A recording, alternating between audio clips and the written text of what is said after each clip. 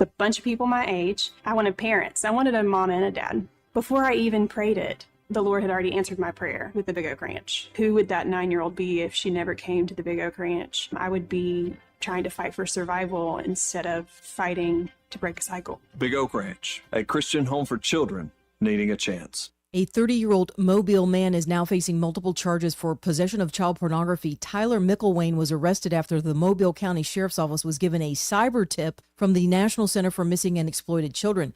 McElwain is facing 5 counts of child pornography possession and 5 counts of dissemination of that child pornography. Well, there is a shakeup occurring at the Lee County Sheriff's Office after 3 of the deputies resigned on Thursday and another deputy was demoted by the sheriff. The reasons behind these latest actions have not been fully revealed to the public at this point in time.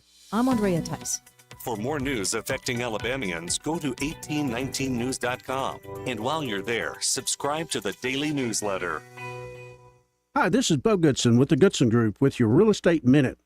My last message was the report for 2024 real estate market in the River region. According to industry experts, they predict for 2025 we will have more inventory to choose from for our buyers, more buyers for sellers to show their houses to. Here are 5 tips for buyers or sellers in 2025. Number 1, sellers need to price their home at fair market value with the help of your realtor. Number 2, buyers need to be pre-qualified by a local lender prior to shopping for a house to save them time. Number 3, use a certified residential specialist or CRS to purchase or sell your home. Less than 2% of realtors nationwide have this designation. You need an expert now. 4, use someone with 48 years of real estate experience to help you with your largest investment. Number 5, quit waiting. Now's the time to buy or sell. Call Bo Goodson at 221-2883, the Goodson Group, or 551-0225. The views and opinions of the following program are solely those of the host and other contributors. These do not necessarily represent those of Liberty Acquisitions 825, Blue Water Broadcasting, its management, staff, or any advertisers.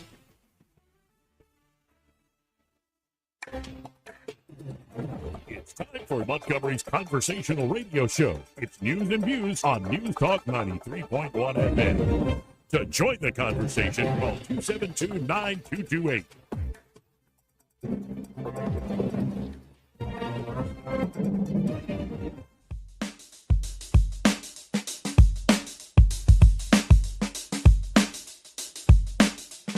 This is a Trump country. We live in the Southeast. We drink sweet tea. We don't drink socialist Kool-Aid. Yeah. I'm a better looking person than Kamala. After damning politicians uphill and down dale for many years as rogues, vagabonds, frauds, and scoundrels, I sometimes suspected, like everyone else, I often expect too much of them. Oh, girl, baby girl. Oh, really? Don't even play. Shut up, silly woman. It's all a Fugazi. You know what Fugazi is? Fugazi. It's a fake. Yeah, Fugazi, Fugazi. It's a wazi, it's a woozy, it's a fairy dust. It doesn't exist. It's never landed. It is no matter. It's not on the elemental chart. It's not real. Right. Joey Clark. Welcome into the program. I'm your host, Joey Clark, here on a beautiful Friday. You know, I don't mind the cold once you get used to it. Not too bad at all. I don't like it snowy, but I do like a cool day here in Alabama. Both Eddie Bader and Craig Monger here in the studio. How y'all doing today?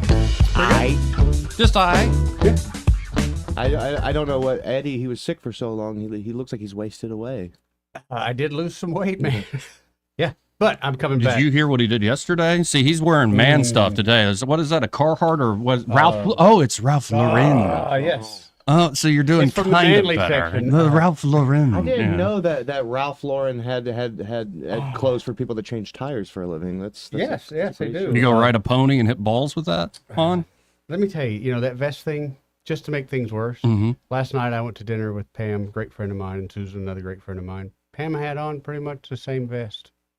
The exact same vest. Yeah, I think Craig missed this right before we went on air yesterday. Eddie is wearing a mock turtleneck and a puffy, weather vest. And I'm like, he looks all right, but then he admits to me, very foolishly admits to me, that it's his wife's vest. Why would you do such a silly thing? I was saying that, and I don't really know why. I should have known better, but I assumed it was still, even though it was hers, I probably bought it for her, so it was probably a man's vest. That's what I assumed. And honestly, Craig, I walked by the mirror. I looked pretty good. So I thought, but I thought I was pulling it off well. And then once I mentioned it to Joey. How do you know you look good? Like, do you have little? I never look in the mirror. Well, I'm thinking you have like little cues going on in your head. So like when you hit it, like all of a sudden you hear Madonna go, strike a pose. And Eddie's like, man, I look good today. No, I literally out of the corner of my eye, I saw that and I went, oh, wow. You can't see but two of my chins. So I rolled with that. I thought it looked good. Okay, well, right. This is the virtue of a turtleneck. Right, I did. I thought it looked good. But yeah, turns out it 100% woman's vest, 100%. Well, I mean, what is the difference between a woman's vest and a man's vest? Well, I found out when Pamela Dubuque got here. Yeah, and the tapering. God love her. Yeah, she said, I stood up and stated, is this a woman's vest? Is this like a woman's vest? And she looked at me and she said, dropped her head a little bit. Yeah, Eddie, it is, because it tapers. I said, no, that's just where I'm getting fat. She's like, no.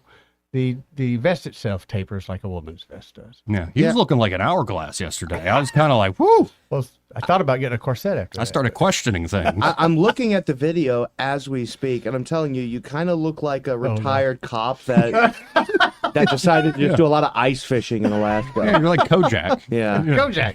You're like, I'm out of the game, and meanwhile, like your old sergeant comes up, there's been another moita.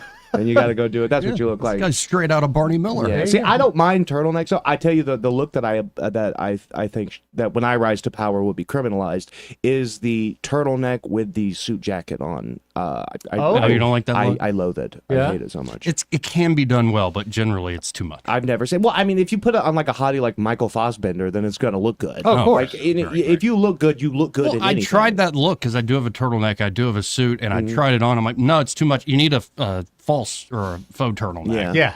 Yeah, like a mock one. You don't need the full-on like wintry thing. But as a grown man, no man should own a mock turtleneck. This is sorry. You own a mock turtleneck. No, what you were wearing yesterday was a mock turtleneck. Did you have to fold the collar down?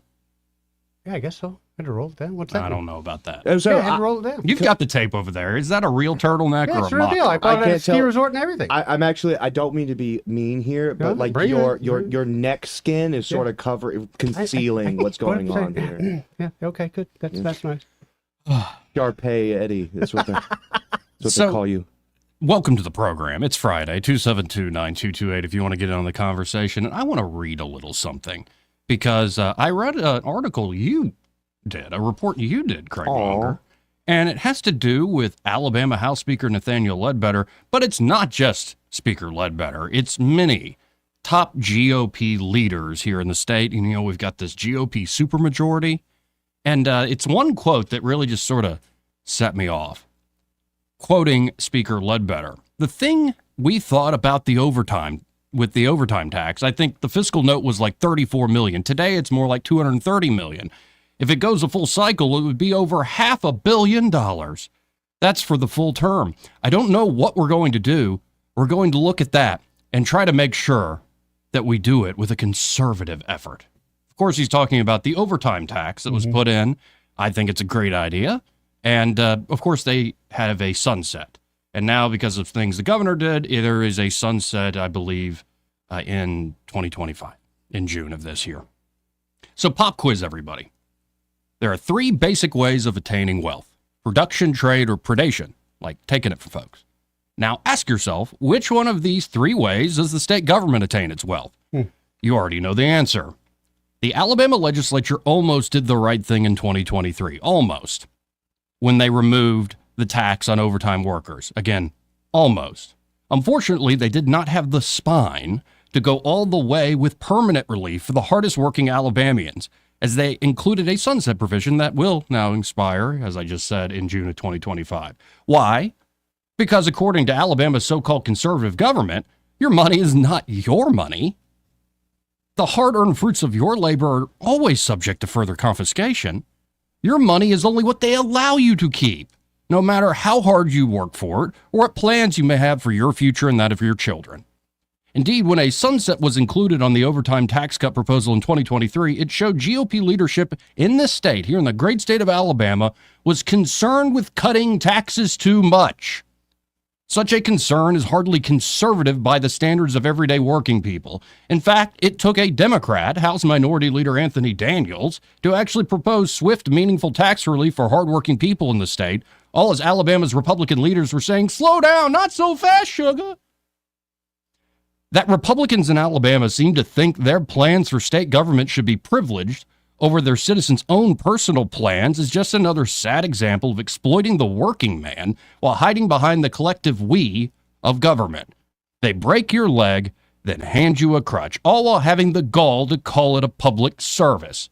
No public service should ever be funded on the backs of the hardest working people unless you desire to depress hard work and encourage more dependency on the very institutions providing the so-called service. Pardon me, but preying upon Alabama's hardest workers seems like a gangsterous way of providing public services. It's almost as though this system is designed to hold the taxpayers of Alabama hostage to themselves, while the tax takers of Alabama, and there are many who make a comfortable living by taking in this state, skim money off the top, all while providing lackluster results with the money they have lawfully and legitimately stolen. If that is what it means to be a conservative in Alabama, then I am not a conservative. Spare us lectures on fiscal prudence or Chesterton's fence. For too long, fiscal prudence in this state has strangely meant a one-way ratchet growing the size of Alabama's government for several years now. If Speaker Nathaniel Ledbetter and the rest of the GOP leaders in this state are so worried about losing over $500 million in tax revenue, what do you think the hardest working people in Alabama feel about the government robbing over $500 million out of their wallets for working overtime? If the tax exemption on overtime is not made permanent, the state government is essentially saying, let's remind working people that their money is only what we allow them to keep. Instead, the Alabama GOP supermajority should follow President Trump's lead and make no taxes on overtime pay permanent for hardworking Alabamians. Then they might even follow the president's lead and cut spending in a bloated and inefficient state government to make up any potential revenue shortfall. Cutting taxes and cutting spending shouldn't be that tough of a sell to the working people of Alabama. But when it comes to the privileged ruling elite here in Montgomery, they seem more eager to protect themselves and respect the right of the hardest working Alabamians to keep the fruits of their labor. Merry Christmas. I saw that, Craig. And I'm just like, and it's not just Speaker Ledbetter. There's so many of these folks up there. And I'm like, you weenies. And you know what? Oh, what you're falling for Anthony Daniels' scheme. It's like, I am so over this stupid Republicans versus Democrats thing. How about we just do things that make sense? Right. How about we follow the leader? What this cycle, hasn't it been Speaker Ledbetter's excuse to be like, well, let's kind of wait and see what Trump does? Yeah. Well, we're seeing what Trump does, and y'all should follow his lead. And this idea that if you take $500 million, call it $550, away from an education trust fund that is now in the double digits of billions, that you can't provide education in the state effectively and efficiently? Give me a break.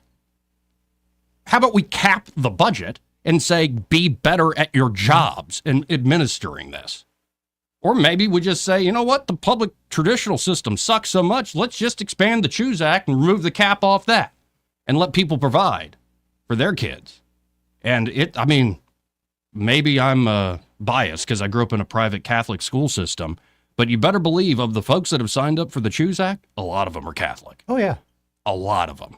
And a lot of them are folks who don't make much money, who normally were hoping for scholarships from these private schools. Now they're empowered to actually go to these schools that they want to send their kids to. So there's a lot of ways to get around like this. But the idea of, we'll do overtime tax relief for 1 year, and then we'll just take it back. We'll just take it back. But how many of those workers, and I was one of them, worked overtime just so they could send their kid to private school? I mean, you're screwing them twice. Well, you were one of these people. I mean, you still are in a way, but you don't really get paid a half. Overtime when I work. Right. But yeah. But so what is it like? Like, think of the folks you worked alongside. Who is the overtime worker? That's your everyday guy. It's a guy you see on the interstate at 3 a.m. with a cup of coffee. I mean, he's heading into work. He stays there. And Craig's seen them too, especially at Hyundai.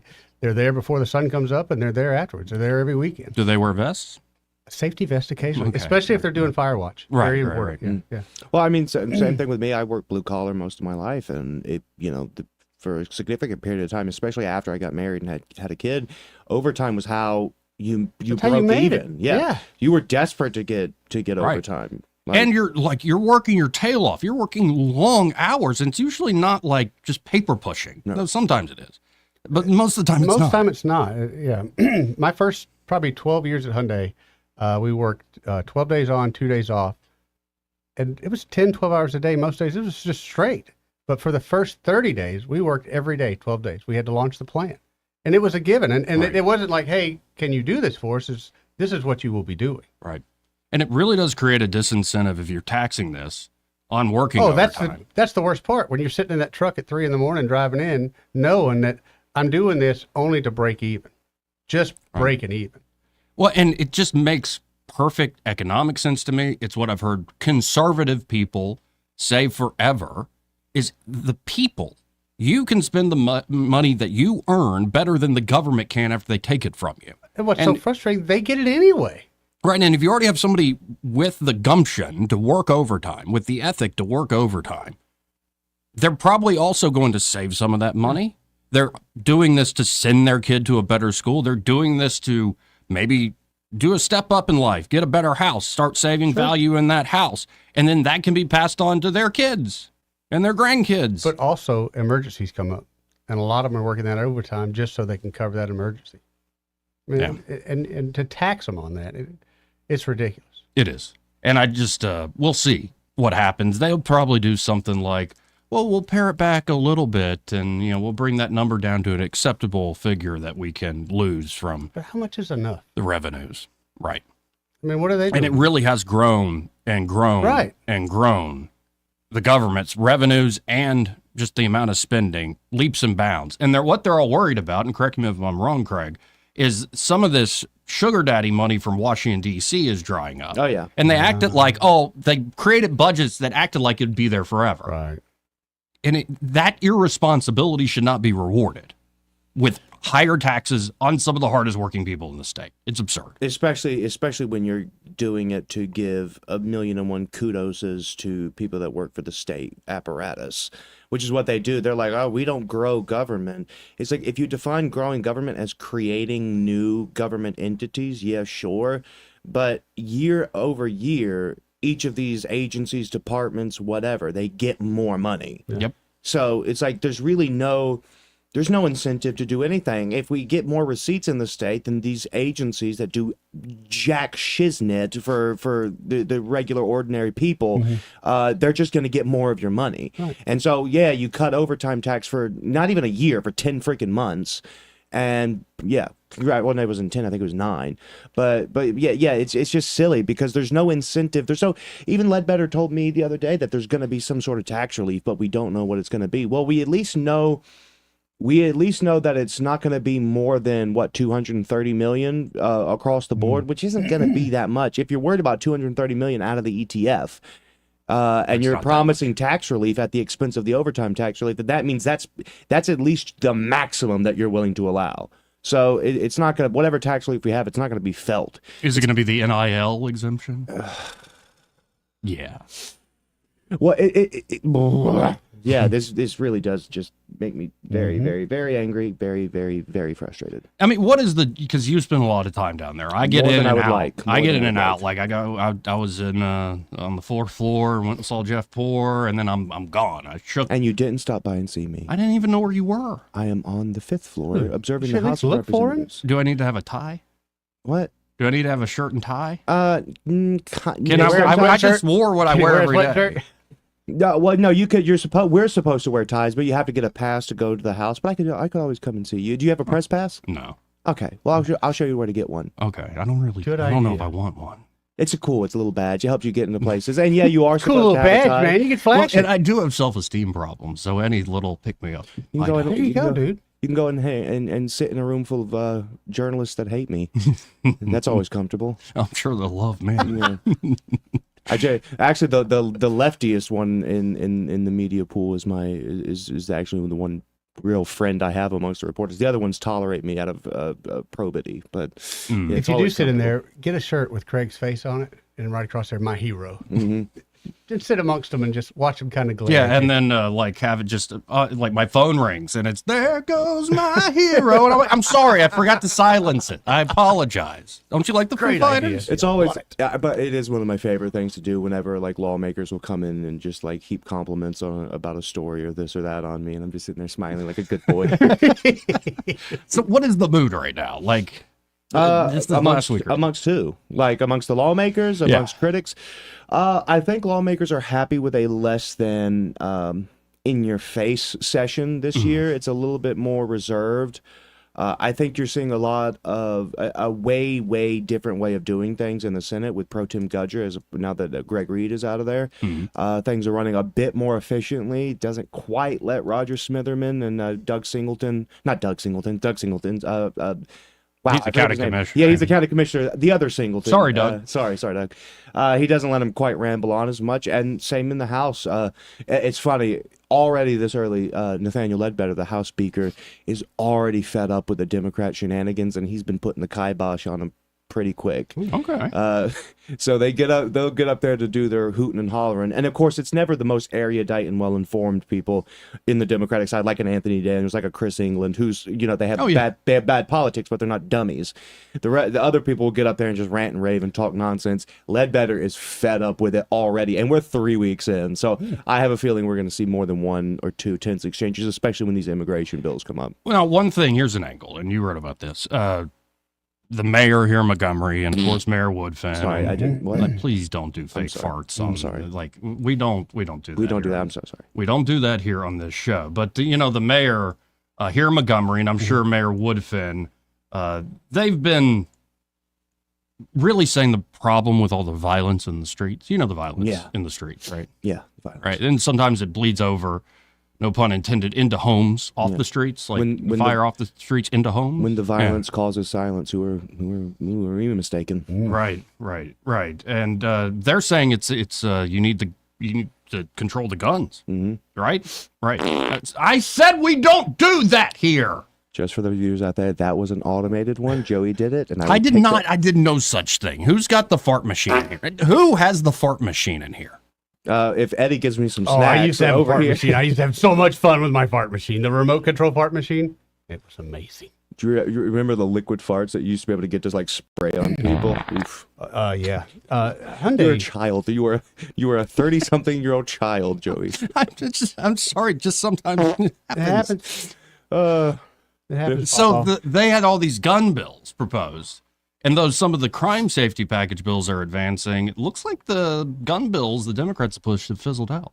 A little bit. They passed the Glock switch one in the Senate, which, again, I think more than anything, that's the Republicans just like kind of attaboying the Democrats, giving them just something really easy, because it really does mean nothing.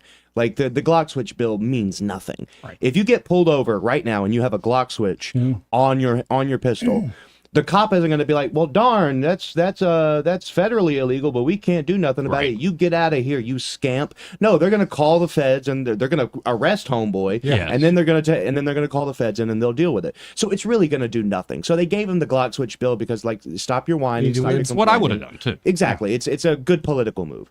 But now the other ones, where Barbara Drummond, for instance, had one where she wanted to penalize parents if their children acquire their guns and take them to school, charge them with a Class A misdemeanor. Chris England had one where he wanted to create a Class A misdemeanor if you fail to inform a police officer that you have a gun, because with our constitutional carry bill that we passed in 22, now it came with a duty to declare. So by the way, for those listening, if you are asked, you do not have to volunteer this information. If you are asked, the law says that you have to tell them whether or not you have a gun in the vehicle.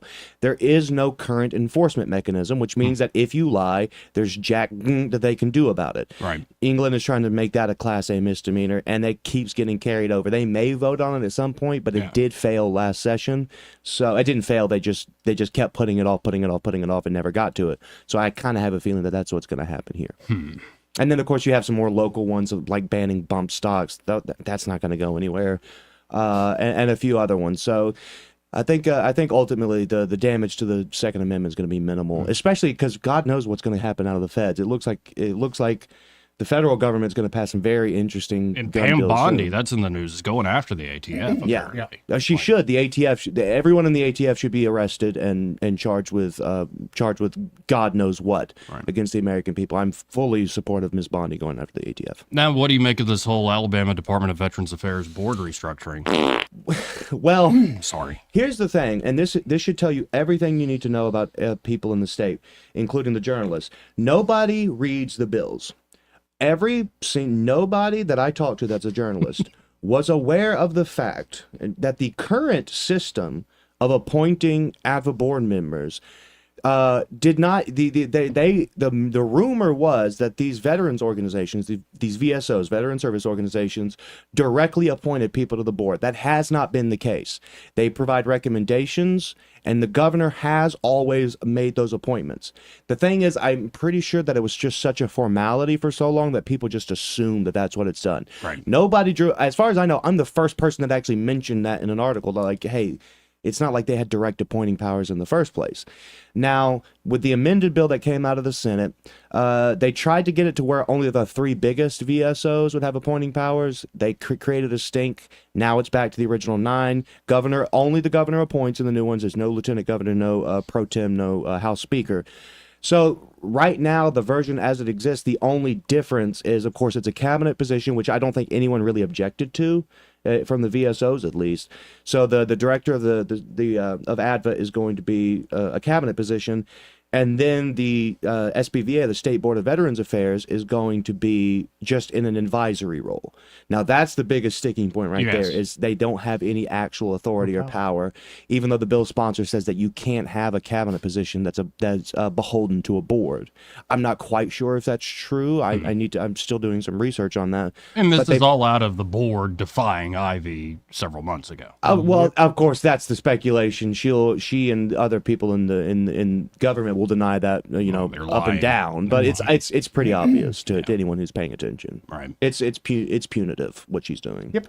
There's just so much happening so quickly. But you're right. It is also a quiet session. I'm glad it seems gambling is going nowhere. Albritton, last I saw, say he just doesn't have the votes, and he's like 2-3 short in the Senate. Well, PCI did just have a big dinner for all the lawmakers the other day, so maybe they got some schmoozing. And I also heard an interesting angle that aren't revenue stuff. It's supposed to come out of the House, right? And there's going to be revenue raising in these gambling amendments. So how could it even start in the Senate? I've heard conflicting reports on that because. I think that might just be a formality. I don't know if that's actually constitutional, that anything having to do with revenue, because, that would really limit the amount of bills, what bills could do. But, that the House leadership has said thoroughly that it's not going to start in the House. And if anything, they may just start it in the Senate and then negotiate with the House to add the revenue aspects to it in an amendment. So that way the lion's share of the work is taken care of in the Senate. It goes to the House. They amend it to add whatever revenue provisions they need. And then it goes back for the Senate for approval. Bada bing, bada boom. But it does seem like it's dead. You lost Greg Reed, which was a vote in favor. Albritton, who knows what he's going to vote for, because he voted against his own damn bill last session after it came out of conference committee. I like Greg. That's quite something. It was really interesting. This is your bill and you voted no. I get that it got chopped up in conference committee. So, yeah, I wouldn't be surprised if gambling is dead in the water. And next session, it's going to be a little bit too close to election season for them to tackle it again. So if it's not now, it's probably going to be a couple years before we see something done with it. Now, what did pass already that went through quick? I guess the defining what a woman is. Yeah, what is a woman act? Did that go through without any fireworks? The not the fireworks you would expect. So in the House, they have a debate procedure. You debate on the calendar. That's an hour. You can, and then they have like local legislation or joint resolutions, that kind of thing. You can debate on those for a certain amount of time. I think at the max is an hour. Then each bill, because we don't do our budgets first, inexplicably the way that everyone should, but nobody does, you have to do what's known as the BIR, the Budget Isolation Resolution, which essentially says, hey, we understand that the budgets haven't been passed, and this isn't directly, it's not. It's essentially a formality at this point. But you have an hour to debate on the BIR, and then you have about an hour to debate on the bill itself. So that can really stack up if you have bill after bill after bill and they're taking their full time. Mm-hmm. Well, what they did with the What is a Woman Act is something that they typically reserve for very controversial bills, and that's called a 10-minute calendar, which means that debate on every bill is limited to 10 minutes. So that's how they got the What is a Woman, and you can imagine that the Democrats were not too pleased that they did that. So they got it out in 10 minutes. Oh well, they debated, quote unquote, on the calendar for an hour. Then when it actually came to the bill, they had it out in 10 minutes. So there weren't as many fireworks of like Democrats bleeding and bitching and moaning about it, but they were definitely upset that they did the 10-minute calendar. But yeah, that sailed through. Yeah, and I guess Governor Ivey already even signed it. Yeah, she signed it. Yeah. So in Alabama, we know what a woman is. Mm-hmm. Do we? So many jokes, Joey. All of the jokes. We have to hit a break. But yeah, it's just interesting to see, like, we focus mostly on the show with what's going on in national politics, and rightfully so. A lot of this, it's got me kind of freaked out how awesome things are going so far. And then after watching national stuff, seeing like Elon Musk live up the Doge meme while he's at CPAC, and J.D. Vance becoming this conservative rock star who's actually, wanting to end endless foreign wars, telling Europe how it is, and just don't mess with J.D. Vance on X or Twitter.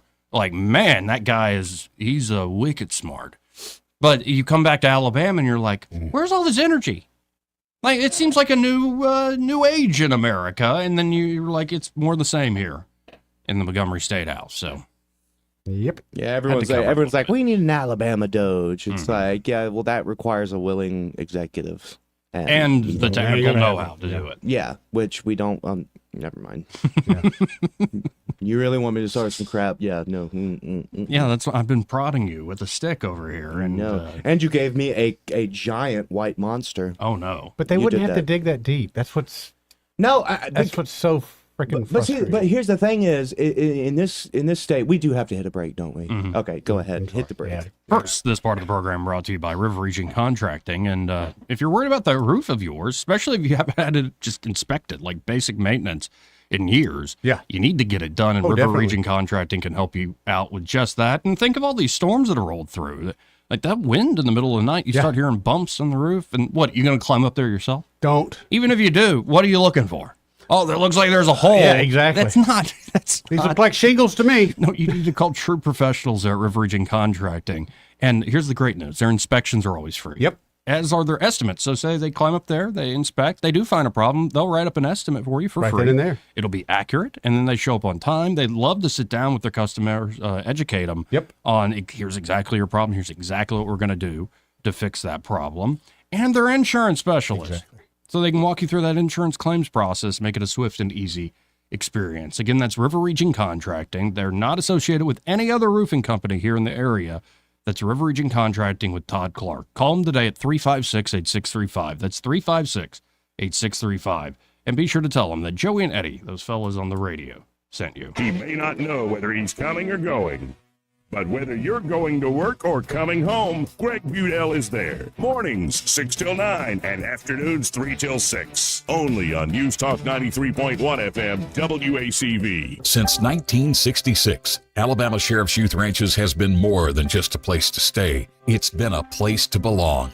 For children facing hardships through no fault of their own, our ranches provide more than shelter. We offer a warm home, a loving family, and a future filled with hope. With open arms, we welcome these young hearts, giving them the love, structure, and guidance they need to heal, grow, and thrive in a warm Christian environment.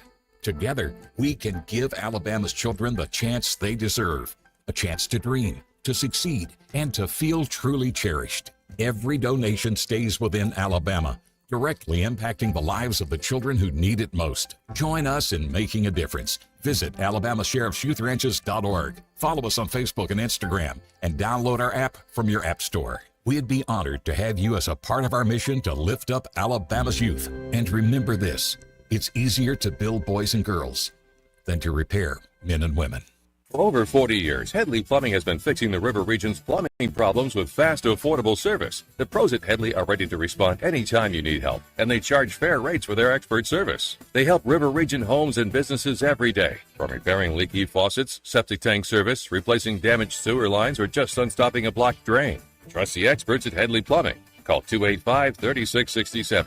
Headley Plumbing, 285-3667. Remember Headley's motto, in our business, a flush beats a full house. Headley Metal Buildings has been your source for quality metal buildings in the River Region since 2007. Carports up to 24 feet wide, RV covers, storage buildings, even a sturdy metal barn up to 54 feet wide. Your structure can be customized, installed on level ground, and comes with a 20-year warranty. Let Headley Metal Buildings help you find the perfect solution. Financing available. Call 285-3667 for details or find Headley Metal Buildings on Facebook. You okay? I can't sleep with this cough. Sounds like you need to vaporize that cold. Vaporize? Yeah, with NyQuil VapoCool. It's NyQuil plus a rush of Vicks vapors. Whoa. So you ready to get some sleep? Thank you, NyQuil VapoCool. NyQuil VapoCool, the vaporizing nighttime coughing, aching, fever, best sleep with a cold medicine. And to vaporize sore throat pain, try Vicks VapoCool drops. Use as directed. Keep out of reach of children. Lowe's knows how to help you get the most out of your store run. That's why members save more with My Lowe's Rewards. Earn points towards My Lowe's money on eligible purchases. Get access to member-only deals and free member gifts. Plus, unlock free standard shipping when you reach Silver Key status. So what are you waiting for? Join for free today. Lowe's. We help. You save. Loyalty program subject to terms and conditions. Details at lowes.com/terms. Subject to change. For too long, Alabama's statewide news companies have shamed us for our conservative Christian values. Alabama deserves a news company that cherishes our culture, a company that isn't bought and paid for by the powers that be. 1819 News is that company. Run by Alabamians for Alabamians, 1819 News celebrates what is good and beautiful about our state, while exposing those who work against our values in secret. Just go to 1819news.com to learn more. Subscribe to our newsletter. That's 1819news.com. Only on the CW. All season. Like that, baby! NASCAR Xfinity superstars Justin Allgaier, Austin Hill, Sam Mayer. Let's go win a championship! Alongside racing's hungriest up-and-comers. Oh, for flaring. Tell him I'm coming for him. That kid is amazing. It's the NASCAR Xfinity Series on the CW. Tune in to the Montgomery CW Saturday with live coverage from Atlanta Motor Speedway starting at 3:30 p.m. Rich Thomas weather, a service of Wiley Sanders Truck Lines, where over-the-road dump truck drivers are needed right now. Home twice a week and every weekend, must leave early on Sunday with Blue Cross Blue Shield. Call them now at 855-777-9785. Hi, everybody. The near record Arctic cold continues, but we see some recovery on the way. Lots of sunshine today, not as windy, but still way below normal with a high temperature in the upper 40s. Partly cloudy back to the upper 20s tonight. Weekend, the recovery begins with Saturday's high up to about 57. 59 on Sunday, lots of sunshine. 66 Monday. Hey, into the lower 70s Tuesday, mid-70s Wednesday. Very nice weather. Lots of sunshine, so hang on. Arctic cold will retreat. From the Blue Water Weather Center, this is Rich Thomas. We're redesigning financial freedom at CB&S Bank. Make purchases at participating stores and restaurants using your CB&S Bank debit card through your mobile devices with Mobile Wallet. Charges and fees may apply for your cellular service provider. Contact your service provider for more information. Member FDIC. On FM, on your smartphone, and online, the River Region's most trusted voice. News Talk 93.1 FM WACV.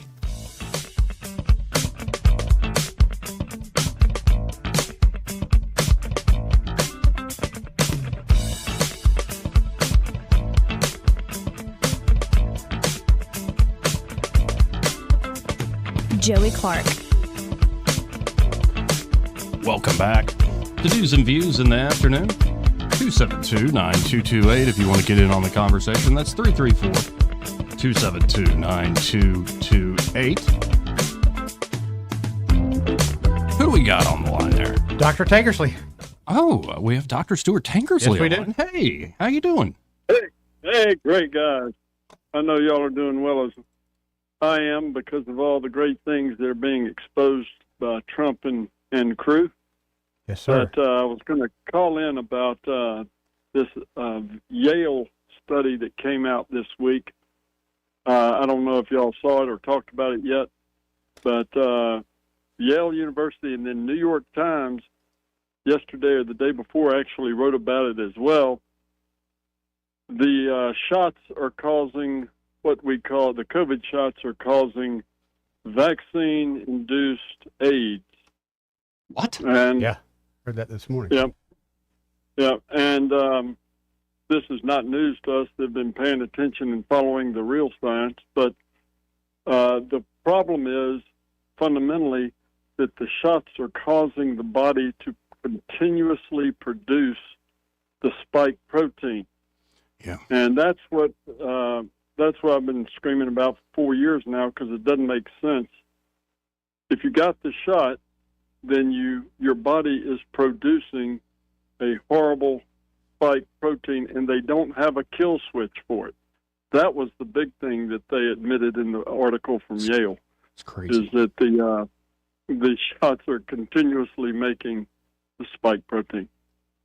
And I mean, I know we've talked about the FL/CCC and different ways people can go about that. But Right. would that be, you think, effective against somebody who's just now waking up to this? Yeah, I would strongly encourage anybody that's gotten a shot to get an antibody test, because everybody, but I've checked 300 or 400 patients that got the shot. I've checked their antibody levels, and all but 3 have antibodies above 1,000. The average is about 10,000.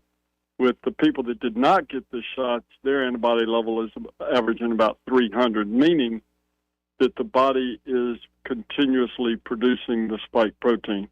And that's why it has to keep making the antibodies. And doctor, is that specifically because you mentioned it being vaccine-induced AIDS is what I think you just said. So I mean that would affect like T cell count mostly, right?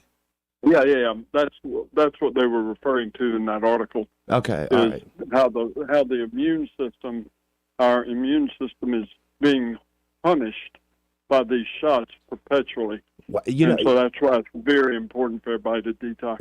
That is so, it's so interesting that this came out, because I haven't done any reading on it, but I've literally been telling everyone that I can over the past couple of weeks that something odd has happened to the collective immune system of the human race, because everyone I know and everyone that I know who knows somebody, everyone has some crazy, bizarre, weird sort of sickness and has gotten it repeatedly, especially this year. Well, and I'll say, because I'll let people know I'm a patient of yours, Doc, and this is just anecdotal, but I remember I got just the first Moderna, like the 1-2 Moderna.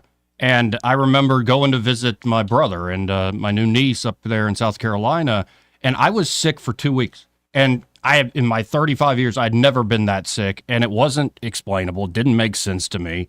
And I kept getting sort of sickness and feeling odd while working out. And I followed the protocols you suggested, as long as just basic health hygiene. And knock on wood, through this whole season, while everybody in this room has gotten sick, I haven't felt a thing. And so I'm just wondering how compromised everybody is. This is a nightmare, and you've been on top of it very early. Yeah, no question. This is the greatest catastrophe in our country's history. Last week, another study showed that women that had between the age of 25 and 45, there is an increase of breast cancer of over 1,000% increase in 2023. We know how many of the mechanisms that these shots do cause cancer and lead to cancer. And in fact, the FDA last week released a statement that didn't get any headlining news, but it said, there was contaminants in the shots that can lead to cancer. The whole point is that everybody has got to wake up, and Scott Harris has got to go to jail or just be fired or whatever. But we got to get rid of these people that have been so awful in our state. I'm sorry to hijack Joseph, but so I've I've been doing a little bit of research, hardly any at all, and the only person that I've gotten to say anything about it is doctor, or not, I don't even think he's a doctor, is Gary Brecka, who I have very little respect for, but he was talking about detoxifying from the spike protein detox, essentially. What methods have there been that have been proven to be effective at maybe cleansing or detoxing some of the spike proteins? Well, that's a great question, and you're asking. Technically, the answer is there's no proof other than proof in the pudding. Mm-hmm. I've treated probably 1,000, and my partner up in Birmingham on our podcast, he's the leading guy on the continent, according to Robert Redfield. He's treated probably up to 4,000 or 5,000, but 99% of my patients that I've treated for vaccine injury have gotten better and were resolved. And so the proof is in the pudding and in the detox. Just in the last 3 or 4 months, I've been checking antibodies, and I'm starting to see follow-up antibody levels that are dramatically dropping as a result of the detox. Well, and So Craig, you assume I that just they're getting better. Yeah. I just pulled up you just type in FLCCC, Mm-hmm. and there will be a section about I Recover post-vaccine treatment guide, and you have first-line therapies. I've got them up on the screen now. Oh, okay. And then other second-line therapies and third-line, and honestly, I've done most of these at this point. I do most of these actually right now. So, Right. and I didn't even get the jab. I'm not a sheep like some people in the room. So yeah. Well, that's interesting to say that because I have 26 patients who didn't get the shot in their arm, but they probably had it shed onto them. And what would be very easy to do that the FDA won't approve is a lab test where you draw the blood and then the spectrometer, these machines can look and say, okay, you have spike protein in your blood. But they won't approve it because these machines could also determine if it was the spike protein from a variant or from the shot. And so it's just so nefarious all the way through. But the reality is everybody that got the shots needs to strongly consider detoxing, and that'd be good for everybody. Well, I appreciate you calling this in and bringing this up because as much as there are great things happening in Washington, D.C. right now, this is something, it's amazing how long it took for the official sources like the New York Times to start admitting this stuff. Yeah. Right. God bless, guys. Bye. God bless. We got to hit a... Can you give that website out again? That was a couple just type in FLCCC, or you can go to imahealth.org. imahealth.org. Okay. Yeah, but I just typed in FLCCC and the website immediately comes up. And a lot of these are, just to describe it to folks, intermittent daily fasting or periodic daily fast, ivermectin, moderate physical activity, low-dose naltrexone, aspirin, melatonin, magnesium, methylene blue. Methylene blue is, I've not done that. Oh, you haven't? Mm. I should have brought you some today, dude. I'll take it. It's fantastic. It's great for focus and energy in general. I'm trying to get my wife to try some. But then vitamin D with vitamin K. In fact, I have this, I do the AG1 stuff, and it came with a whole dropper that lasts forever. Yeah. It's the D and K2 mix is exactly that's the way what you it have to is. go, yeah. And vitamin C and omega-3 fatty acids. Fish oil. There's a lot of stuff where you can, it should just be good health hygiene. Yeah. And what's amazing is you can start fixing problems over time. It takes time and a little discipline, but you can start fixing basic health problems. And it's not some of these prescriptions that are crazy. And the fact now that Bobby Kennedy is heading up HHS, that speech he first gave, I love that he said everything's on the table. Because not just what happened with COVID, but what's been happening for decades and how sick Americans have been getting. It's a mystery that needs to be solved. I'll put it that way. I think there are a lot of correlations. There are a lot of theories and hypotheses on why this is happening, but you need an open, transparent process to figure out which hypothesis is right and move fast. I don't think any one person is right. I think it is the perfect storm of all a lot of different observations that many people have made. Yes, And all of them point towards the collective unhealth of the American people. And yet our official public health institutions are so broken that none of that information could actually flow and compete with official points of view. The best example, I know we have to go to a break, but the best example of this was the recent banning of red dye number 3. The FDA banned it in cosmetics years ago because it found cancer in lab rats specifically. Now, all lab rats die of cancer, but that's beside the point. So they found that, and it was still allowed to remain in our food supply because that's a different review process. Right. It's like, are you out of your freaking mind? It's nuts. It's absolutely nuts. It's bizarre. But we do have to hit a break first. This part of the program brought to you by Pest Pro Services. And they're at Pest Pro. They're ready to help you with any and all of your pest control needs. And, of course, Ashley and the team are ready to help you with mosquito season coming up, termite season right around the corner. Right around the corner, yeah. Could be you're worried about that cockroach you weren't able to kill in the middle of the night. And you're like, why are there so many? Why am I seeing so many of these things? Or you hear them at night. The worst thing is you're relaxing on the couch, and all of a sudden a massive wasp shows, or when you're doing a radio show and it shows up like right as you're beginning the show. Like if you continue to have wasps inside the house, call a Pest Pro. Yeah. Like they can help you with any and all of these pest control problems, like I said. And of course, they also love giving back to the community. And they're doing this great thing when it comes to local athletics, where they want you to spotlight a player of the week. Yes. They're going to make the decision who they want to spotlight, but they're looking for you to nominate players of the week. Right. This could be for just great teamwork or inspiration and leadership. It could be somebody had an amazing game that needs the notoriety. Just get in touch with Pest Pro Services. You can always go to ppsriverregion.com or just search Pest Pro on Facebook, and you can directly message them there if you have a nominee for Player of the Week. And, of course, if you need pest control needs, call them at 265-9990. That's 265-9990. When you want to know, call a pro. Pest Pro Services. And be sure to tell Ashley and the team that Joey and Eddie and Craig, those guys on the radio, sent you. Want to carry News Talk in your pocket? Download the News Talk 93.1 app from the App Store. Available on iPhone and Android. Never miss a moment. Download now. Why choose a Sleep Number smart bed? Can I make my side softer? Can I make my side firmer? Can we sleep cooler? Sleep Number does that. Cools up to 8 times faster and lets you choose your ideal comfort on either side. Your Sleep Number setting.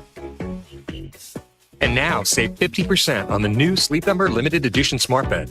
Limited time. Exclusively at a Sleep Number store near you. Learn more at sleepnumber.com.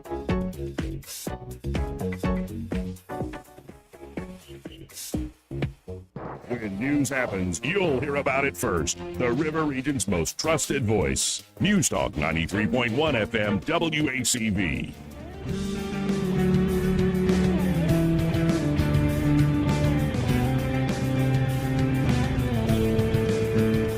Joey Clark. Welcome back. Let's go right to the phones and talk to Austin Baranko with Invista Advisors. Hey, Austin, how you doing today, sir? Happy Friday, Joey. How are you and Eddie and Craig? Oh, we're enjoying ourselves way too much, I think. But it's a good day and it's fun watching. I don't know. I guess I'm an Elon fanboy. I just love the guy. And Javier Milei gifting him a chainsaw. I'm like, that's pretty cool. I did see that. It's pretty funny. I kind of enjoyed that, though. Even my mom popped into my office today and we're talking about that. So it's fun for everyone. Well, I love it. Now, let's remind folks how y'all at Invista Advisors can help plan people's long-term financial futures. And especially think about like guys our age, maybe even a little younger, that need to get on the life insurance game. But you're looking to help out all sorts of folks who want to plan. Lay that out for folks a little bit. Yeah. So, we are holistic planners, and we always start with a plan. No matter what age you are when you come in, we're going to understand your income, your expenses, your family members, your goals, and build a plan around that. You did highlight something that I've experienced a lot in the last year or two, which are, our age group starting to have children, starting to, get substantial assets in their name, like houses and things like that may carry debt, and you expose yourself. Sometimes if you were to pass away and your income goes away, how would your spouse be able to pay off the house or maintain cash flow to support the family? And that's where life insurance comes in. And I always encourage to get life insurance when you're younger and healthier because premiums are cheaper. So that is a supplement to the plans that we build. So, we may build a plan for a young guy and say you need this much insurance to cover these liabilities that you have. And, I would recommend this, investment strategy based on your age and risk tolerance. And then, we would then talk about the investment component after that. But really anything in the realm of finance that listeners need help with, I guarantee that we can help with. And if we can't, I'll at least point them in the right direction. Well, and folks, it all just begins with a conversation. 387-0094. Again, that's 387-0094. And be sure to tell them when you start that conversation, hey, I heard Austin Marenko on the air with that Joey Clark guy, and I want to see what y'all can do for me. Awesome. Well, thank you, Joey, and you guys all have a great weekend. You too, Austin. You too. Good dude there. Great to have him on as a great sponsor of the show. We got at the top of our break. I know Simpler Days, Cranky, Papa B. We can get to all y'all. I think Simpler Days is up first, right? Mm-hmm. Okay. Well, y'all hold your horses because I do have to pay the bills here or something like that. So y'all stay tuned. More news and views in the afternoon after this. Broadcasting from the Riverside Chevrolet Master Control Center, this is WACV Cusana, News Talk 93.1 FM. When it's Chevy, it's Riverside. With that SRN News, I'm Jason Walker. The measles outbreak in West Texas has now grown to at least 90 cases across 7 counties. 16 people are hospitalized, and an update finds that nearby eastern New Mexico's measles count is now at 9. Nearly all of the Texas cases are in children and teens, including 26 youngsters under the age of 4. The collision of a bus and a truck in Brazil has killed 12 people, injured 21 others, all of the victims students from the University of Franca. South Sudan is shutting down all schools in the country for at least 2 weeks because of an ongoing heat wave that has caused some students to collapse. One official says the schools have makeshift structures with iron sheets and no air conditioning. This is SRN News. Hey everybody, Charlie Kirk here. I've been thinking, why does it feel like losing weight is harder than ever before? Mixed messages, fad diets, and quick fix solutions. Many people are left stuck and exhausted trying to fight a battle they can't seem to win. If you feel this way, you're not alone. I used to feel that way too. But let me tell you, it's not your fault. Your body is actually actively working against you. I know this from personal experience. And delaying action only makes it harder. I took a step 2 years ago and called PhD Weight Loss and Nutrition, and I lost 40 pounds. I feel great, and I've kept it all off. If you are ready to make a change for your life, call 864-502-1777. That is 864-502-1777 to schedule your weight loss consultation. The first 11 callers who mention healthy will get 2 free weeks added to their weight loss package. Call 864-505-1777 and mention the word healthy. Visit them at myphdweightloss.com. That is my PhD Weight Loss. Rich Thomas Weather is brought to you by the Harriet 2. The Harriet 2 Riverboat has the perfect way to start your weekend each Friday with the Spring Dinner Cruise. Enjoy live entertainment, dine on a delicious family-friendly dinner with your favorite beverage from the Cash Bar. Boarding starts at 6:30 and the cruise at 7. Book your cruise today at funinmontgomery.com. Hi, everybody. The near record Arctic cold continues, but we see some recovery on the way. Lots of sunshine today, not as windy, but still way below normal with a high temperature in the upper 40s. Partly cloudy back to the upper 20s tonight. Weekend, the recovery begins with Saturday's high up to about 57. 59 on Sunday, lots of sunshine. 66 Monday. Hey, into the lower 70s Tuesday, mid-70s Wednesday. Very nice weather. Lots of sunshine, so hang on. Arctic cold will retreat. From the Blue Water Weather Center, this is Rich Thomas. From the Blue Water Broadcasting News Center, these are today's top stories. A 15-year-old boy has been charged in a woman's alleged sexual assault. The victim told investigators that she was walking in the Ridgefield neighborhood Saturday when the suspect attacked her. The boy was taken into custody Thursday and charged with first-degree attempted rape. The suspect's name has not been released due to his age. Representatives from all 14 Alabama public universities gathered at the State House on Thursday for Higher Education Day. More than 1,000 supporters turned out for the parade through downtown Montgomery. The annual event is designed to draw attention to the importance of higher education funding and public policy initiatives. Alabama's Severe Weather Preparedness Sales Tax Holiday Weekend begins today. Alabama residents can purchase common supplies costing less than $60, such as batteries, flashlights, and cell phone chargers, tax-free in order to prepare for an emergency. Portable generators under $1,000 may also be purchased free of the state's 4% sales tax. From the Blue Water Broadcasting News Center, I'm Sky Mosley. This hour of news and views is brought to you by our good friends at Alabama Home Mortgage. Alabama Home Mortgage, 567-4223. Visit them on the web at myalabamahomemortgage.com. NMLS number 1586368. An equal housing lender. Before you buy new floors at a discount store and get them installed by the cousin of a friend who does this kind of thing, consider the better option. Prattville Carpet carries the most reputable brands for selection, style, and quality you can trust. And with their non-transferable lifetime installation warranty, you'll never have to worry about hardwood warping or carpet buckling. Your floors will stay as beautiful as the day they installed them. Hi, I'm Ray Bowles from Prattville Carpet. If you're looking for carpet, hardwood, laminate, vinyl plank, or ceramic tile, call us today for your free measure. Prattville Carpet, we're more than just carpet. Mike Costanza with Chappie's Deli. And Jeff Baranko with Chappie's Deli. One of the reasons Chappie's Deli has been around for over 32 years is Blue Water Broadcasting. Yes, it is, and we have the perfect faces for radio. We sure do. And if you have a perfect face for radio, call Blue Water. Radio works. It's as simple as that. Call us to find out how radio can work for your business. Blue Water Broadcasting. Local folks helping local business. What's your biggest investment? More than likely, it's your home. So treat it that way when you hire a painting contractor. With PBS Painting, there are no gimmicks, no $99 specials. Just quality painting and someone who treats your home with the same respect that you do.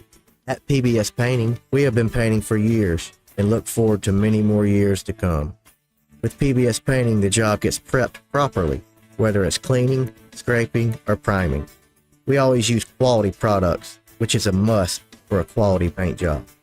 So if you're looking for a painter that doesn't need upfront money and is on the job at all times, then please give me a call. Scott Bowers and PBS Painting, 294-5122. That's PBS Painting, 294-5122. Look at some of our work on Facebook at PBS Painting Montgomery. The views and opinions of the following program are solely those of the host and other contributors. These do not necessarily represent those of Liberty Acquisitions 825, Blue Water Broadcasting, its management, staff, or any advertisers.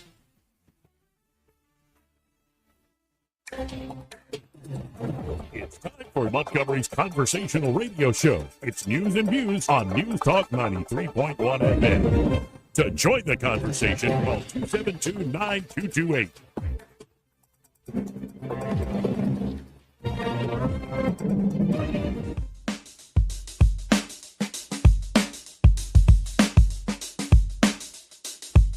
Joey Clark. Welcome back.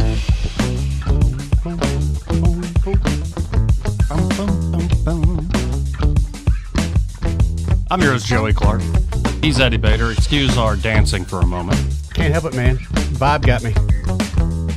Especially when it's just a sit-down dance, like you just move, keep the shoulders at the same level and move them a little bit.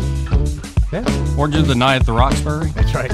That just comes natural. I don't know why. I'll be at a grocery store sometimes and a good jam will come on, the music. What is love? Right. Yeah. Welcome back. And we have some very patient callers. Yes, here. we do. Let's go to Simpler Days. Hey, Simpler Days. How you doing? Hey, gentlemen. Just wanted to comment on the state's switch law that's working its way through the legislature. Sure. As you pointed out, there is a federal law that gives 10 years in prison and a $250,000 fine. My issue is that in the federal system, you're going to do pretty much a day for a day. There's somewhat truth in sentencing. Okay. They're going to send you not somewhere in Montgomery County. They're going to send you somewhere a little bit away from your family and friends and your co-companion criminals. and it's going to be a whole lot more difficult for them to come visit you and to get cell phones thrown over the fence to you. So that's one issue. And the other issue is that, right now we know the Alabama prison system is overcrowded. Yeah. And there's just folks sitting in the county jails trying to get in. So how long a time is it going to be? And there's a simple fix to this. Back in the day, the Montgomery Police Department used to be a part of the ICE meeting that took place on Tuesdays at 1 o'clock at the U.S. Attorney's Office. And the ATF was there and all the players, and you would bring your gun case that met the qualifiers under federal gun law. Like I would bring them under 922G8 and 922G9. And then they would make a decision whether to accept that case or not and go on with it with federal prosecution. My issue is you're going to pass this law, and these cases are going to get bogged down in the state system, and then you've got time served, incentive good time, and you don't have that in the federal system. So it seems like it would be more efficient and more effective that, just like in Montgomery, and I don't even know if the ICE committee meeting is still going on or not, but to have these cases presented to the U.S. Attorney and ATF involved and get them into the federal system and get these jokers away from us and out of the state of Alabama. I like the idea. I was kind of with what Craig was saying. It seemed like it's already illegal. It's not going to make much of a difference, but you just laid out a difference. Well, it's a companion crime to the federal law, and it makes the voters seem like they're doing something. But the feds would be better suited to take these cases because they could get them through the system a whole lot quicker than we can in the state. And then you've got the issue of the overcrowded prisons. So that's my opinion. Well, have a good day, gentlemen. Appreciate it, Simpler Days. See, Simpler Days. We had K. Sum say, what's the name of this doctor, and can we go to his office and request this test he's talking about? Well, his name is Dr. Stuart Tankersley, if you're here in the Montgomery area. Right. Yeah, just look up Dr. Stuart Tankersley and make an appointment with his office. Good dude. He is currently my doctor. And, I've seen a change. I really have seen a marked change. How I was feeling before, and I hadn't been to the doctor in a decade. That's it, I'm glad. But that's men, especially men of your age. I was the same way. I think from in my 20s until probably my mid-30s, I didn't see a doctor unless, something was broken or on death's door. No, he's helped me with a lot of stuff. Yeah, it's good to have that relationship. Really I'll say he's not just, he is up with the latest stuff, but it's not just the treatment stuff. He's one of those guys who will talk to you. Like, he wants to know how you're doing in every way. And that is something that pretty valuable in a doctor. You bet. 272-9228. Let's go to Cranky. Hey, Cranky, how you doing? What's up, Cranky? Hey, good afternoon. Hey, listen, I'm not going to hold it up. I know you've been the phone's waiting. I just wanted to follow up on what Dr. Tankersley was saying a while ago, that talking about the get checked for HIV. I read, I don't know if it was McCullough or one of the other doctors that's actually told the truth about all of this, but I get emails every day, and I read yesterday or on Wednesday that they actually put particles of the HIV virus in the vaccine. So this isn't, it just got contaminated. They did it on purpose. Everything they did, they had this thing sitting on the shelf waiting for something like this to happen. There's no way that they could have got this out there otherwise. The one thing you got to remember about Fauci, he had been working on AIDS and HIV since 1984. They still haven't come out with a vaccine for it, yet all of a sudden now we got one for COVID. That was my first red flag. Don't take the damn thing. Yeah. The other thing is, since when in the hell did the U.S. government ever give a rat's ass whether you or me or Eddie or anybody else lived or died? They don't. Oh, but now we got to do this for your health and your safety. That's the other red flag. But, wear your mask and take your shots and stay 6 feet away because, that's all going to help. I just, the whole damn system's rigged. We just found out a whole lot worse about what our country's been doing. I mean, wake up. The Democrats that are listening, take my shot. Take all the shots. You'll solve all our problems a whole lot quicker. I'll turn it back over to you. Y'all have a good weekend. You too, Cranky. Yeah, and I don't know about that with the particles in there. It's more, you're essentially getting the same effect of a compromised immune system. And there really is so much information out there from so-called trusted sources nobody trusts anymore to a lot of, well, and you've got to also understand, like if the government says in, yeah, and there's some folks out there you just go minus in, and but that's not necessarily true either. I'm sorry, but just because it's an alternative. So again, we're stuck in the same problem human beings have always had. Yeah. You've got to do your due diligence, and there will always be mistakes and sort of but when you look bits of ignorance. But that's how the process should work. It should be open to where you correct that ignorance. Sure, but when you look at past government suggestions on everything, yes, not such a good record, right? But I'm saying that guy who's like pure homeopathic, or like I can drink this crystal water and it'll get rid of all your problems. Like, that's just some laxative, dude. Like, what? Like, you don't just fall for the next person because you don't trust the official sources. That's why I crapped on Gary Brecka a second ago, because the man is an absolute fraud. But he says just enough true stuff and questions the official narratives. And of course, Dana White's endorsement put him really big on the map. But the guy is a kook. He's a complete nutter. But there's so many people like that who all they do is challenge the official narratives. People, like-minded people see that and agree, and then they follow them wherever they go. By the way, that's how Liver King got as big as he did. Oh, yeah, that guy. Jews, yeah. So just beware of who you trust. And obviously, with someone like Tankersley, who's been a medical doctor for longer than I've been alive, that typically tends to work. And he's obviously passionate about what he does. Obviously, that's a person that's more trustworthy than a grifter online making money and selling you stuff. Now, this commenter Romex Angler? Yes. I know his real name. Yes. But he fat shamed me, and it's official. It's like 40 pounds. I was like... I told him it worked. I was 200 this morning. Remember, he was talking about backing off. I'm like, why? Yeah, but now he's on the fact that I wear sweatshirts. He says, well, surprise, surprise, another sweatshirt. If you autograph your sweatshirts, you would probably have enough to give one to every listener. Meanwhile, I wear the same hoodie and the same shirt, I think, just about every week. Yeah. I have 50 champion T-shirts at home. I have to just say, weight room, Romex, weight room. I probably shouldn't be saying that because you'll come up with something else. Right. But weight room, I'm just telling you the truth. You've never heard those stories about basketball players that would play Michael Jordan. It'd be a new player would come on and start giving Michael a hard time, and the people that had to guard him would come up to that rookie and say, man, shut up. Shut up. You don't have to guard him, I do. And then they'd get 40 points scored on him by the end of the game, and that rookie would come back and go, oh, man, I didn't know. I'm sorry, I just didn't know. Well, I was thinking of also this week thing, like weight room. Yeah. And there was some kid in college that did this and got a 15-yard penalty, like personal foul. We were playing ACA, great quarterback. I can't remember his name. But Nick Judd just kept going, weight room.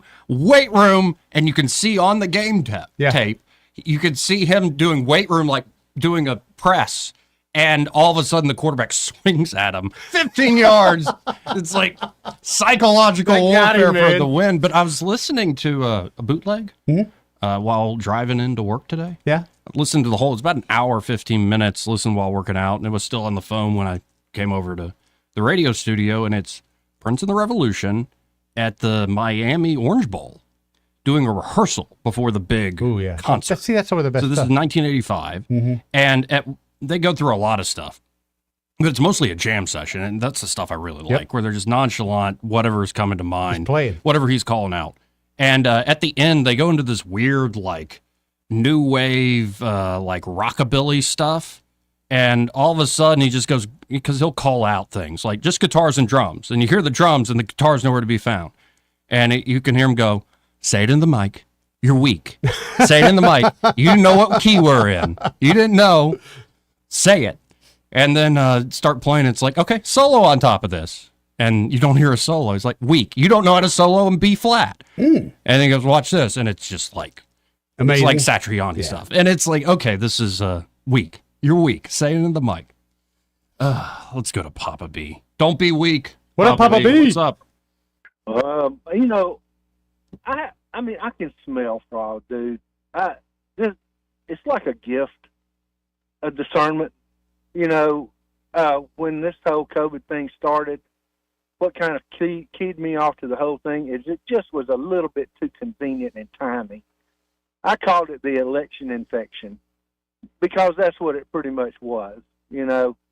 Of course, Joey mocked me for suggesting ivermectin, and I still haven't heard an apology, Joey. What did I say? All right. Yeah, you used to make horse sounds. Yeah, because I make fun of everybody. It might have been an ironic, like Joe Rogan is eating horse paste, and so you brought it up, and so I made the horse sounds because it's funny. Well, it was funny, but it's still mocking, and I was right, by the way. Just wanted to hear you say it one time. Anyway, I guess I'm not going to get you to. But anyway, so now, you know, for better or for worse, and I don't know what to make of it, you know, all this Q stuff was going on back then. I don't know what to make of it. I didn't know what to make of it back then. I still don't know what to make of it. I think it's a little bit of mixture of information and disinformation. You know, one of the things that this Q post was saying is that you just don't know the whole scope, how deep this goes over and over. You know, you got references like that. And truly, we just didn't know, and nobody still knows the whole scope of it. You know, if Trump were to tell you back then everything that was going on, nobody would have believed him. You got to feed this out to the public a little bit at a time, and that's kind of what's happening. Little by little, the American people are cluing into this, you know, just the total scope of this sorry thing that they've done to our country. You know, I mean, safe and effective is nothing to do with safe or effective. Right. The COVID vaccines were neither one of those things. The whole idea that we had to take it was because they were developing the sickness to begin with. Well, you know what I'm saying? It's just the whole, and nobody, I mean, there are people that still are kind of having to digest this a little bit. But I think it's going to initially or eventually wind up in some sort of, you know, military tribunal. This was an attack on our country and really the whole wide world by some people that are really bad people. And I think, you know, they're not going to be able to prosecute them through the civil, you know, through the regular courts for sure, because they have some sort of immunity, broad-based immunity for even developing the vaccine. So people need to go to jail for this, bud. I mean, Dr. Fauci, he needs to be at the front of the line with this. Bill Gates needs to be at the front of the line about this. There's just so many people, but I'm telling you, there's some people that need to go to jail. If that is all they do, I think it needs to be worse than that. But how else are we going to get there? You know. Well, we'll see it play out. But I have to admit, I'm incapable of saying you were right. You know why? I don't want to know, but go ahead. I got worms. And you think hot dog is a special meat, right? No, that's Mitt Romney. See, you got it. Sometimes my irony is lost on people. I appreciate the call. Let me just ask Craig real quick. Craig, what do you make of all this Q post stuff? Did you ever follow it? The QAnon stuff? QAnon stuff, I didn't particularly have much time for it. Okay. I just wanted to see what your take was on it. Anyway. All right, guys. Thanks a lot. Appreciate it. Hey, bud. Yeah, at the beginning, I was awful on COVID. But at the point of the ivermectin conversation, I remember defending Rogan because his doctor had prescribed him a bunch of stuff. And I just thought the whole horse dewormer thing was ridiculous. So. Yeah, I remember we had joyful, comical conversations about it. Yeah. Right. I mean, I'm just making jokes the day they canceled March Madness. I remember Donkey Lori calling and we had that conversation with her about it. Yeah, and right after I make a joke, our boss, Rick, sends out because it's right when it's happening. It's like, this is not a funny situation. So I had to call him. I go, okay, Rick, I just said, I have the best blood. We're going to use my blood with the CDC. We'll solve this thing before you know it. He said that was fine. I'm a pure blood. Yeah, Lord Voldemort was right. I remember where they were telling you better have your papers. We're going to put in a curfew. You better have your papers. I remember that crap. Well, and I also had the sad realization my life was already lockdown compliant. Right. Joey's like, hey, this sounds pretty good.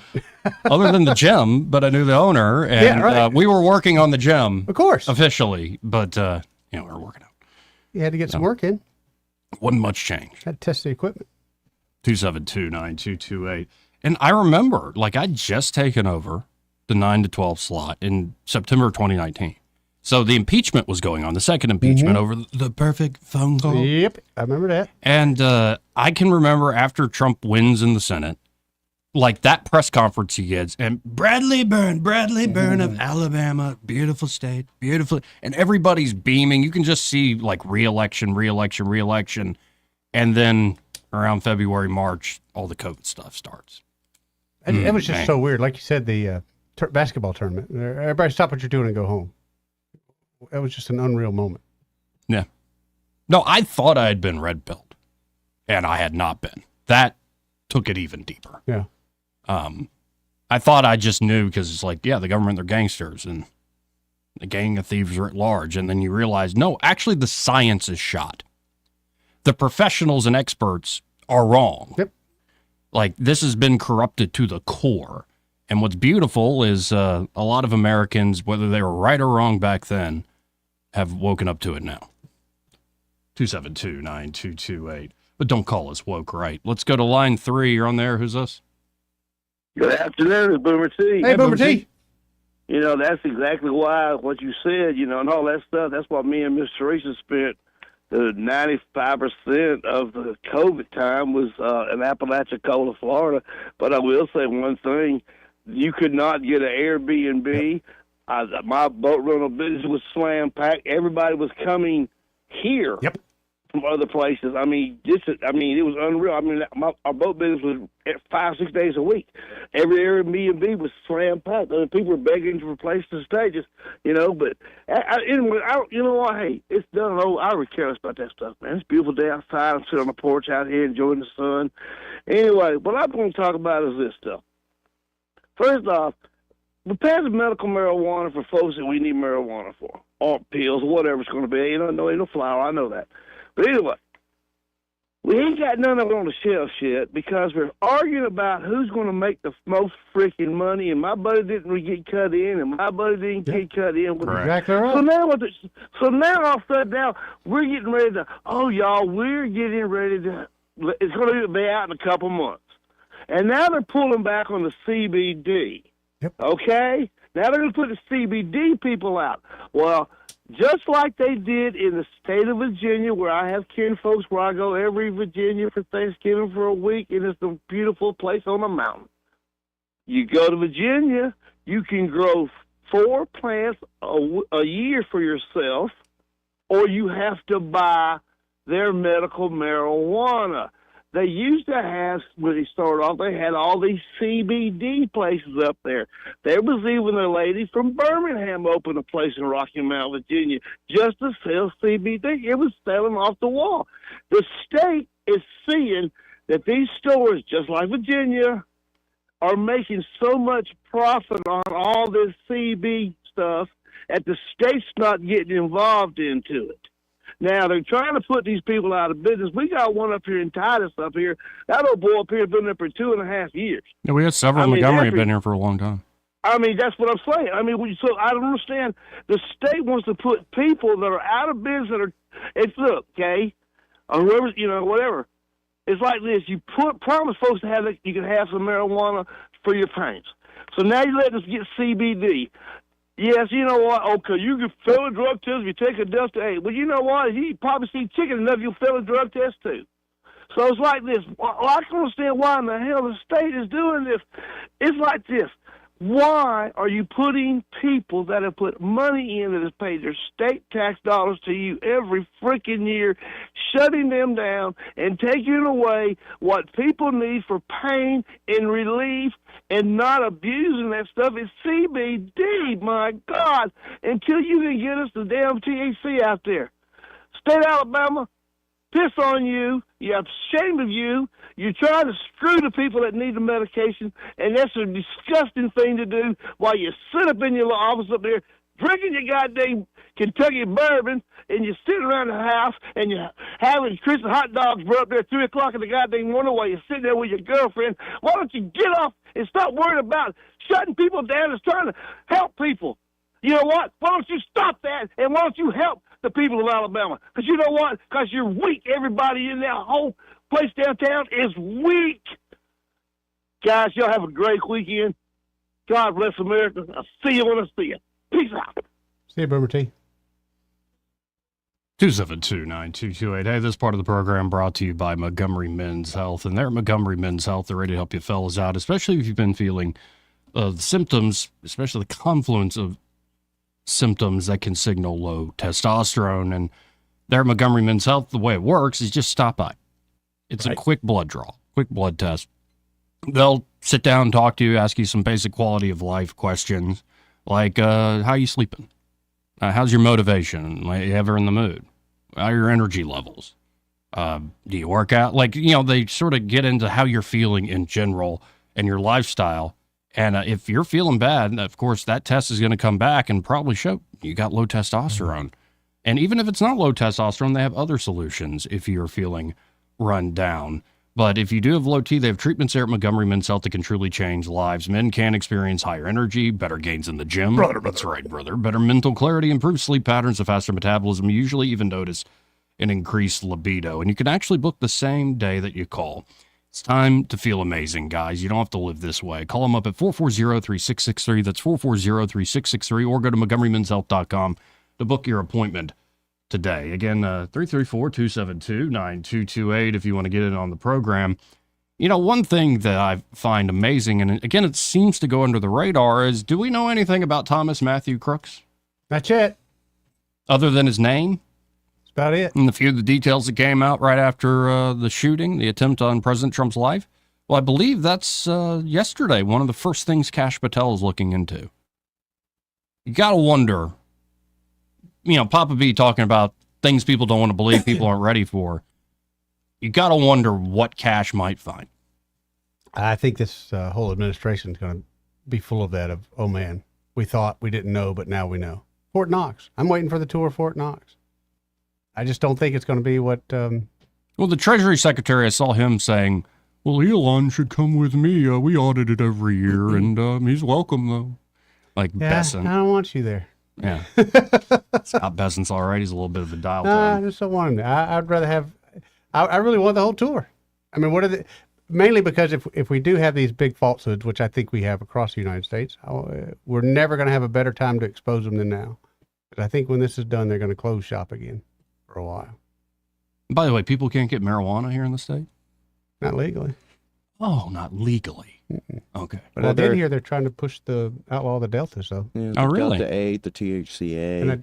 And Pro Tim Pringle is actually trying to ban poppers, which shows how out of the loop you are, because I don't think anyone's used a popper outside of a bathhouse in the 80s. And they're also trying to ban like the nitrous oxide stuff, the use of nitrous oxide. It's like, listen, they're not selling it as nitrous oxide. They're selling it as a homemade whipped cream cartridge. I can tell you some stories about when I used to work at Starbucks, by the way. Ooh, buddy. Wait, so the mild gummies I go buy from the elderly lady, sorry, ma'am, the nice lady over there off Minnie Brown Drive is... Well, they don't look at it that way. They see Joey getting something from a drug dealer. You effing jackasses. That's what they see, brother. It's like... And I'll live fine without it, but you shouldn't be doing this. Screw you guys. Do you like the Delta 8 gummies? Is that your thing? No, I don't like the Delta 8. But it's the idea of, I've been in these shops and I've seen these people, and it's just like, What's gone wrong? I mean, I don't know. They allowed this to happen. You know, it's typical government. Kind of reminds me of what they did in Montgomery when they let people walk around downtown Montgomery and had a entertainment division. You could actually drink outside. They got people coming downtown, and then they cut that out. And guess what? The crowd hadn't come back yet. So don't give me something only to take it away. Well, but this is the stupid thing, because when they outlaw Delta 8 and other cannabinoids, they're just going to figure out a way to synthesize something new. You're exactly right. Same thing that they do with anything and everything else. It's like the cat's out of the bag with the internet and alternative forms of currency and cryptocurrency. The cat is out of the bag. Stop trying to halt the inevitable, because all you're doing is putting truly innocent people in cages, or making them pay exorbitant fines, when you actually have people that are out here suffering, people that actually need help. Leave them alone, for God's sake. And you're talking to the sober guy. I've been sober for almost 5 years at this point. I don't have skin in this game. Leave people alone. Leave them alone.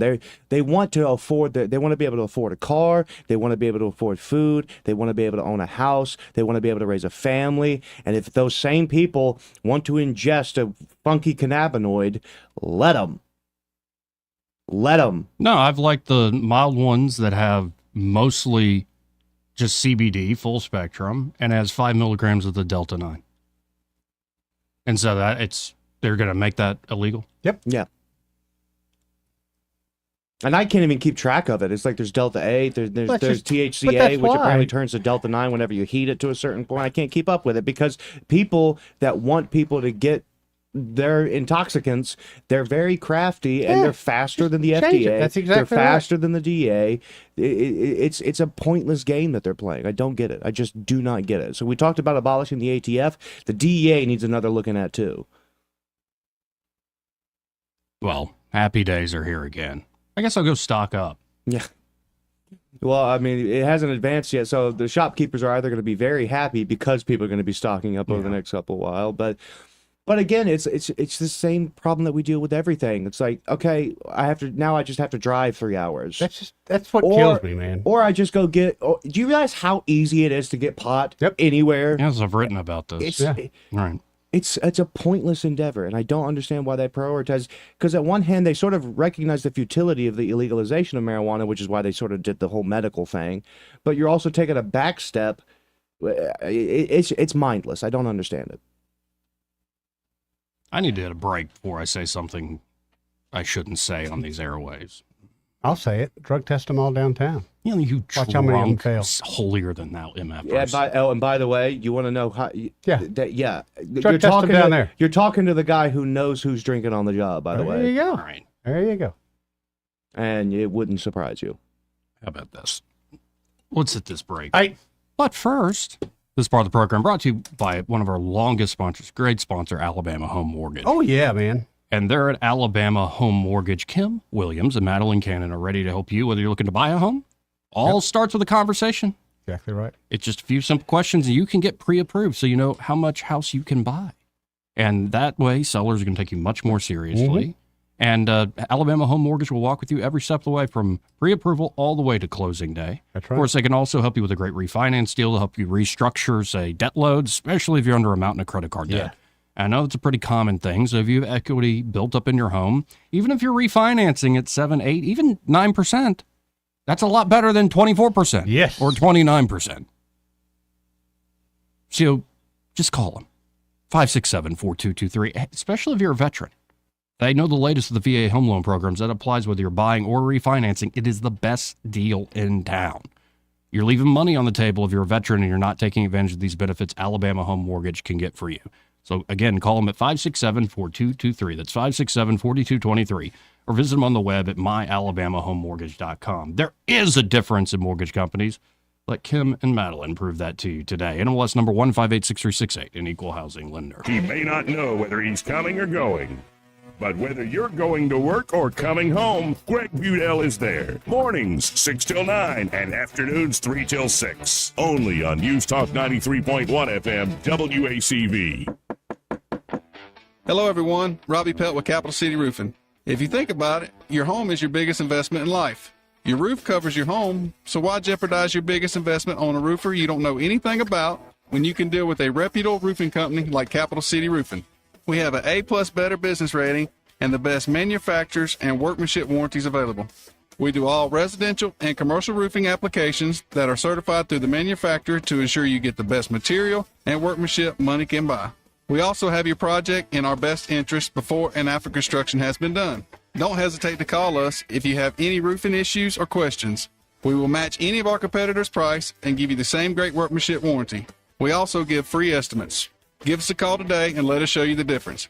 277-3311. That's 277-3311. Or you can check us out on the web at www.capitalcityroofing.com. Capital City Roofing. We capitalize the roofing industry. This is your roving reporter, and today I am talking with an elk. Hey man, Mr. Elk, I was just wondering, what do elk do to take care of their money? Well, like most smart folks, we call David Erdit. You mean Alabama's most favorite asset preservationist? That's him, man. We call him up at 334-279-7431 or 205-479-0839. I see. Yes, he is our preferred money man. The money man with the money plan. You've been paying attention. Well, could you give us those numbers one more time? 334-279-7431 or 205-479-0839. And I just want to try to give you a heads up, man. Oh, what's that? I'm not an elk. Not an elk, huh? Well, then, pray tell, what are you? Knights of Columbus. I am not even going to make a comment. Well, the baby liked it. Are you tired of the mainstream media's biased reporting? Do you want to stay informed on the news that really matters to you? Look no further than 1819 News. At 1819 News, we bring you the latest in Alabama news, politics, sports, culture, and more. We've assembled a team of journalists with Alabama values dedicated to the truth and the truth alone. Visit us at 1819news.com today. That's 1819news.com. Subscribe to our newsletter. Honest News, Alabama Values. For reliable electrical services in Central Alabama, trust the experts at Crosby Electric. Crosby's licensed and insured electricians are ready to tackle any project for your home, from troubleshooting, repairs, to installing new lighting and preventive maintenance. And Crosby understands the need for quality service for small business. Crosby is big enough for the largest job, yet small enough to bring real value. Visit CrosbyElectric.com to schedule your service. Crosby, powering Central Alabama with excellence. This hour of news and views is brought to you by our good friends at Alabama Home Mortgage. Alabama Home Mortgage, 567-4223. Visit them on the web at myalabamahomemortgage.com. NMLS number 1586368. An equal housing lender. Rich Thomas Weather, a service of Riverside Chevrolet Wetumpka. If it's Chevy, it's Riverside. Best price, best selection. Check them out on the web at riversideusa.net. Rich Thomas Weather.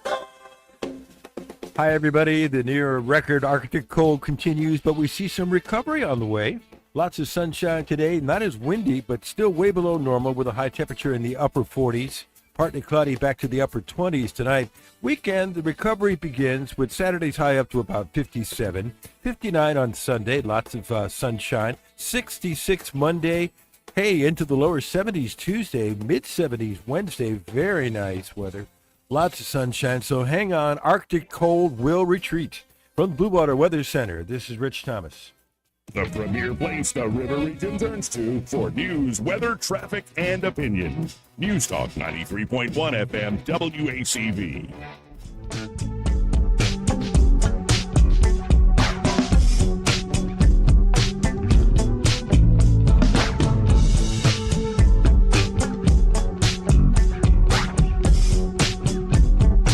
Joey Clark. Welcome back to News and Views in the afternoon. Or as you call the show online, Joey Clark Live, playing the bells here to cheer us all up. Notice that. 272-9228 if you want to get in on the program. Is there a way we can just outlaw legislative sessions? I would sign that petition. I imagine if you offered to pay them to stay home, they wouldn't fight that. That would be nice. Just seeing like the taxes, the just utter failure of so many agencies around this state, the constant moral busybodying by folks that don't know their ass from a hole in the ground. It's like, just abolish them. Yeah. Leave us alone. Life will be all right. Well, what about the people that need help? Join a church. We can't do unless we're able to take money from people and act like we're important. Well, you wouldn't support those programs, so therefore I have to take the money from you so we can support the programs I want to support.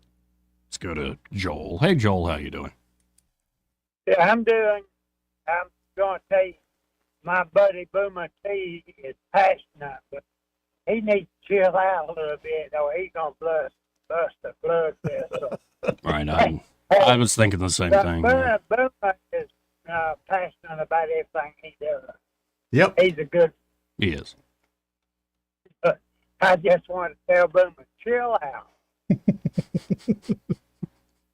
Y'all have a great day. Yeah. Thank you, Joel. Take one of those gummies before you call us. That's what I'm thinking. Let's go. I don't think he should be encouraged to take any more psychoactive substances today. Just my 2 cents. Let's go to Sam. Hey, Sam. What up, Sam? I'm having a beautiful day out here. The sun's shining, and I've been out driving around the county a little bit. I just pulled into the farm, and I thought I'd give you guys a call. You were talking about the the Delta 8, 9, 10. Yep. What's available, the THCA, and I just thought I'd chime in and talk about that for a second. Okay.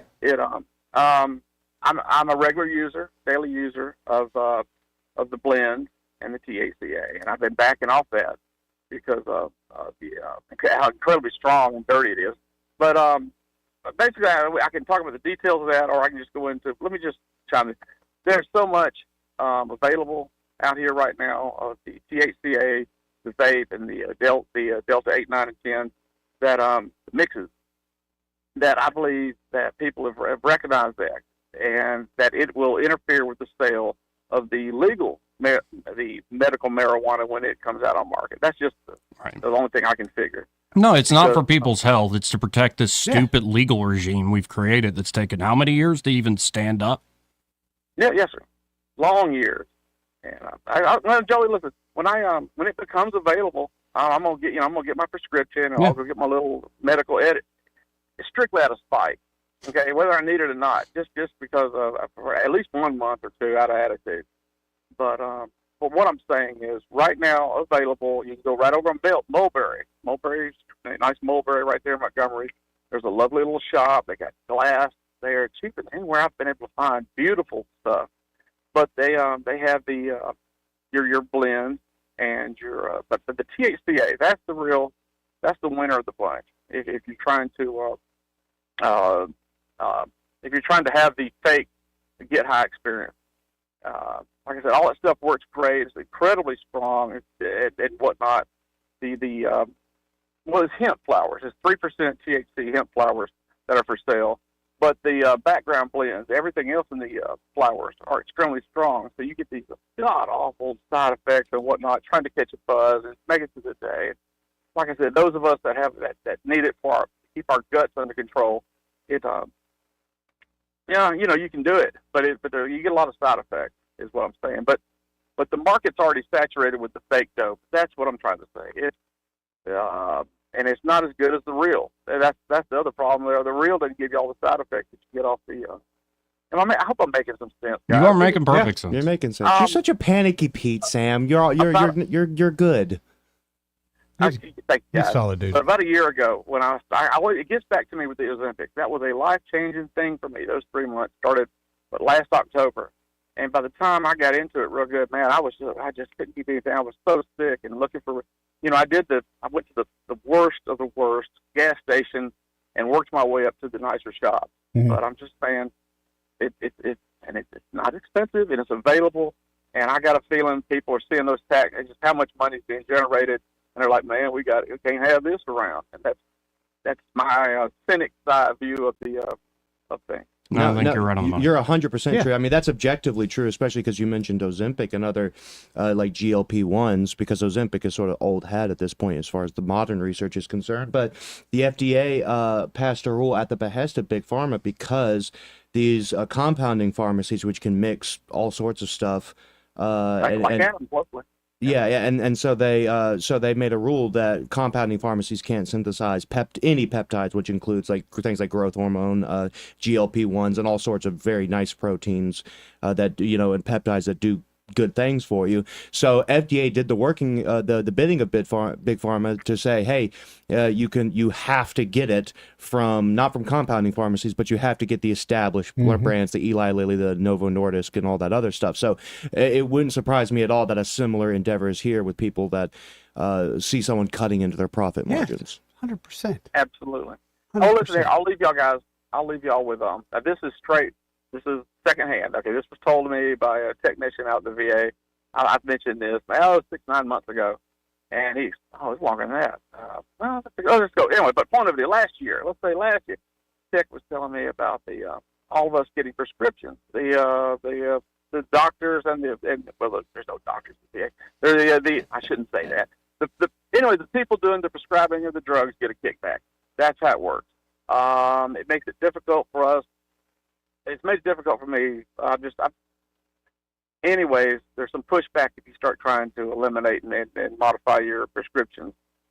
Damnedest thing. Yeah, I thought all of this last year, but let me just hush while I'm behind. All right, guys. No, good call, Sam. Appreciate it. The market is saturated. You really are a good guy, though you are still a little bit of a dirty dog. I know, man. Oh, no, listen, hey, Joey. I'm getting healthier, man. If I get another message from Samantha, I'm going to be very upset. Be careful. No, okay. Oh, that's the thing. That's why I'm feeling bad. That's why I'm feeling, Joey, that's why I'm feeling real bad. Is because I don't need any help, pushing the schizophrenia or any of that. And you need help with your confidence. That's what you need help with. And all Samantha wants to do is talk about Joey. It just goes on and on. And this whole Pamela thing, she doesn't you got the same message I got then, Joey. Oh, really? With Pamela coming in, apparently Samantha's not happy with that. Oh, I like Pamela. Wow, I didn't see that. Yeah. I ignored that, actually. Yeah, I wish I had. Oh, wow. Well, I appreciate the call. See you, Sammy. I just want to come down there and give you Okay, thanks for the call, you, sir. Sammy. Appreciate it. My God. Let's go to line 3. You're on there. Who's this? Yeah, it'd be hard. Crank on the phone. Yeah. Hello? Well, it was cranking and quit.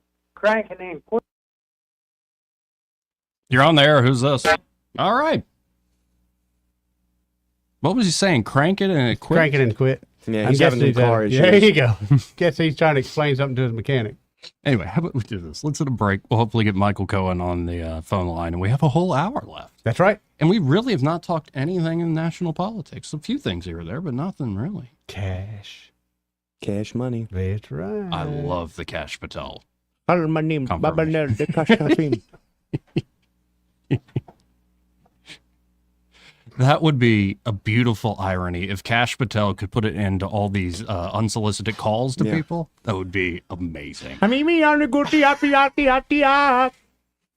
Great country. Want to carry News Talk in your pocket? Download the News Talk 93.1 app from the App Store. Available on iPhone and Android. Never miss a moment. Download now. Adams Drugs has been committed to the healthcare of the people of the River Region for over 62 years. We value the trust each customer has in our pharmacists, techs, and entire staff. If you have not experienced the difference of Adams Drugs and are not satisfied with the customer service that you get in the big box stores, we invite you to visit any of our locations and see how committed we are to your satisfaction. Adams Drugs offers a variety of services that you will not find in all pharmacies in the River Region. Personalized compounding, area-wide delivery, wellness screenings, immunizations, medication consultations, and specialized packaging, just to name a few. Visit us at our website, adamsdrugs.net, and find the location nearest you. Adams Drugs has 12 convenient locations to serve you. Your satisfaction is our #1 goal. Adams Drugs is your local Health Mart pharmacy. Health Mart, taking the time to listen and care. Only on the CW. All season. See NASCAR Xfinity superstars Justin Allgaier, Austin Hill, and Sam Mayer. Let's go win a championship! Alongside racing's hungriest up-and-comers. Tickets are flaring. Tell him I'm coming for him. That kid is amazing. It's the NASCAR Xfinity Series on the CW. Tune in to the Montgomery CW Saturday with live coverage from Atlanta Motor Speedway starting at 3:30 p.m. Are you happy with your IT support company? Do they resolve your company's computer issues quickly, or do they leave you down and frustrated? You need your computers working and problems resolved quickly and permanently. GTI is different. GTI has a high standard of affordably supporting and protecting businesses like yours since 1999. Call them now at 819-4650, 819-4650, or visit gtinow.com. This hour of news and views is brought to you by our good friends at Alabama Home Mortgage. Alabama Home Mortgage, 567-4223. Visit them on the web at myalabamahomemortgage.com. NMLS number 1586368.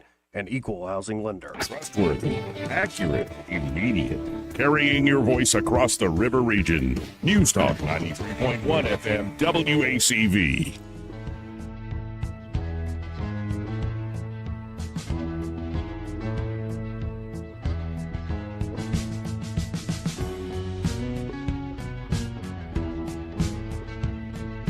Joey Clark. Welcome back. Let's go right to the phones and talk to Michael Cohen from Cohen's Electronics and Appliances. Hey, Michael, how you doing today? I'm doing great. How are you? Oh, we're all right. I'm looking forward to the weekend. What's the score there today at Cohen's? 42-7. Wow. Hey, we've had some good customers that have come in, and we've been able to help them with a lot of stuff. I had one lady that we had sold some stuff to, and then she strayed, and anyway, but we got her back on track with some new Sony products, got those installed, got everything tuned up, working.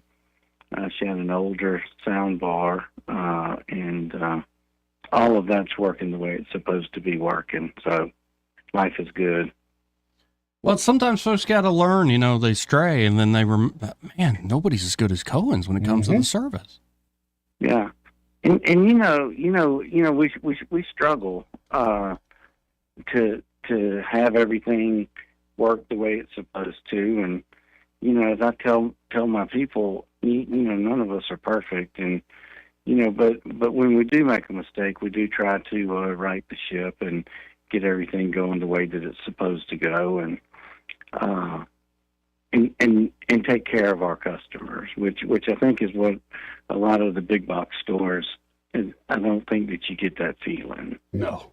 Folks, this is why you got to deal with Cohen's, and it'll become a generational thing. That's my case. Grandfathers and dad and myself, we've all been shopping there at Cohen's, and there's a good reason they're just that good. And you can always shop from home at thinkcohens.com, but I really encourage you to stop by the Boulevard here in Montgomery. That's 2515 Eastern Boulevard here in Montgomery.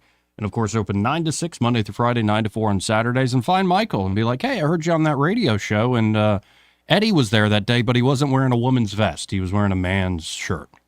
So we think. Ooh. Well, it's Ralph Lauren. It's Ralph Lauren, so it might be one of those fruity polo shirts. So Eddie didn't buy it. Probably my mom or my wife bought it for me. I actually don't hate it. I wish I hated it more. Actually, it's not. It looks like a work shirt. It's like sturdy fabric. I wore my. I'm a worker. I wore my. One of your nicknames, actually. I wore my Ralph Lauren trench coat yesterday, and I was quite dashing. They make all right stuff. Yeah, got it at the thrift store for $15. It's a $2,000 jacket. Nice, big score. Anyway. Wow. Up in the strip shop. Well, I hope you have a good weekend, Michael. Have a great weekend, Michael. All right, y'all take care. See you, buddy. 272-9228. Yeah, some of those name brands, I haven't bought like a thing with a logo on it in a while. Yeah, I've stopped caring about brand names since I had kids and actually had to start feeding them. Yeah, right. So now I just kind of get what's comfortable. My favorite shirts, honestly, like I get these as gifts, and I bought a whole bunch of them a while back because when you find, for me, when you're shaped like me, you're tall, wide, like when you find something that fits, you buy 20 of them. Yes. And so that's what I did with these shirts. But my favorite shirts are just like 20-cent things I found at a thrift store. Those are my favorite. Well, like, see, with the weight fluctuations, I've learned pants and shirts and stuff, it's like you grow in, you grow out of them. But the one thing I will spend money on are shoes. Mm-hmm. Oh, 100%. Good boots, good shoes will last you a long time. Need good tires. Yeah.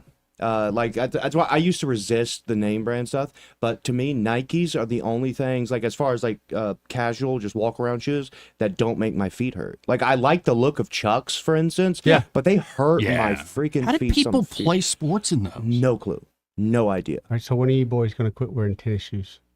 Start wearing, real men's shoes. Well, if I'm wearing slip-ons and like that. I was about to say I wear boots every day. Yeah, I was about to say I've got a pair of, like, if I'm wearing jeans, I'm wearing these black combat boots that I have with like red laces, so it looks really cool. And I've got the Taft ox blood. I couldn't tell you. I'm thinking. I don't know, old man here. I don't know when the last I'm sure I have a pair of tennis shoes, but I don't know if the last pair of tennis shoes that I actually bought. But if I'm gonna wear slip-ons, I'm just going with Crocs, man. And that's just it. I got well, I 30 do. pair. What I wear working out, if I need to wear shoes, is like it was like a CrossFit shoe, but it's just a strap, and they pretty much just stay on your feet, and they're very comfy. Oh, dude, if I had the money, those barefoot shoes that they make from the Vivo barefoot, Those things are so expensive. they're so expensive, but they are really good. That's what I hear. The zero shoes are cheap, zero with an X, but they are fugly with a capital fug. So I own a pair of those, but I only like wear them to the gym. Do they feel all right though?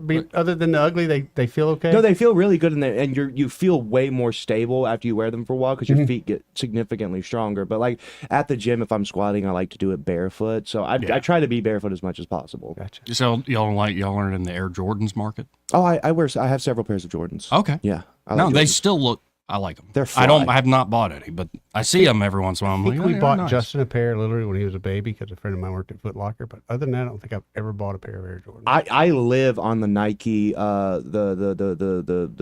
on sale tab on the Nike website. I just periodically check it, and every once in a while you'll get like I got these right here. These are I've had them for a year. Got them for $40. That's what I do with the Taft shoes and boots because normally some of these go up to like $300. Yeah. But if you go to on sale or clearance and you can find your size, it's like you can get something that's over $300 for like $80.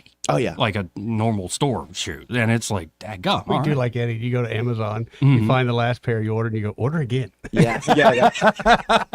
I've done that before. That's what he's got in his closet over his shoe rack. He's got one of those Amazon Prime click buttons. I'm telling you, man, it's the easiest thing in the world. And I know it's probably not the best thing, but it's easy. Yeah, you can get Jordans on Amazon too. Speaking of Jordans, in the shoe market, I had no idea they have these huge shows, like gun shows, but it's for shoes. Yeah. I had no idea that's a whole big market and thousands of dollars for these shoes. Yeah, but like the luxury brands like you were talking about, like the Gucci, like when I see someone with like a watch, especially that has like a Louis Vuitton or Gucci or Burberry, I just want to snap it in half. It's just so obnoxious. It's like get like you can get a decent like a actually like great like Belova for like $300 yeah, or you could pay $500 for a far inferior, far more gaudy watch that just has the Gucci G's on it. It's well, you just get your friend from Hyundai when next time he goes to Korea, you get a Rolex for $10. Well, and I think it's wise if you wear glasses, spend good money on glasses. Though I have not bought expensive sunglasses in 10, 15 years because I always manage. Mine are in the bottom of the lake. There's probably $10,000 worth of sunglasses. I love Ray-Bans, but gum, like if they'd make a pair that float, I'd buy them. But I bought one expensive pair of glasses one time. It was Ray-Bans too, but not like the actual spring Ray-Bans. break type really deal. Cool. I expected the lenses to be slightly more scratch resistant because I paid $250 for them. Oh, no. Turns out no. Now I get my sunglasses. The most I'll spend is like $40 on. And it's the sunglasses business that's so monopolized? Like it's one manufacturer who really actually controls all these brands. And if you ever go on Amazon and look for bulk, you can buy a whole sunglass racks with like 100 pair of sunglasses for like $60. Yeah. Well, I do have a whole collection of obnoxious Jimbro glasses. Oh, you have blenders. the Vipers. You have the blenders. Yeah, they're great because they're not expensive and they're just kind of ridiculous. Anyway. Yeah, cool. but be careful, dude, because people start copying you. Since I got this haircut, I have had 4 people at my gym copy my haircut. Oh crap! It's very bizarre. It's very strange. That's it's weird. It is weird. It is weird. At least one guy had the moral courage to dye his hair blonde too, just so it made it slightly different. But yeah, it's kind of uncomfortable. Yeah, where I go, it's mostly the women of East Montgomery. So if they start copying my looks, I'm like, we're in trouble here.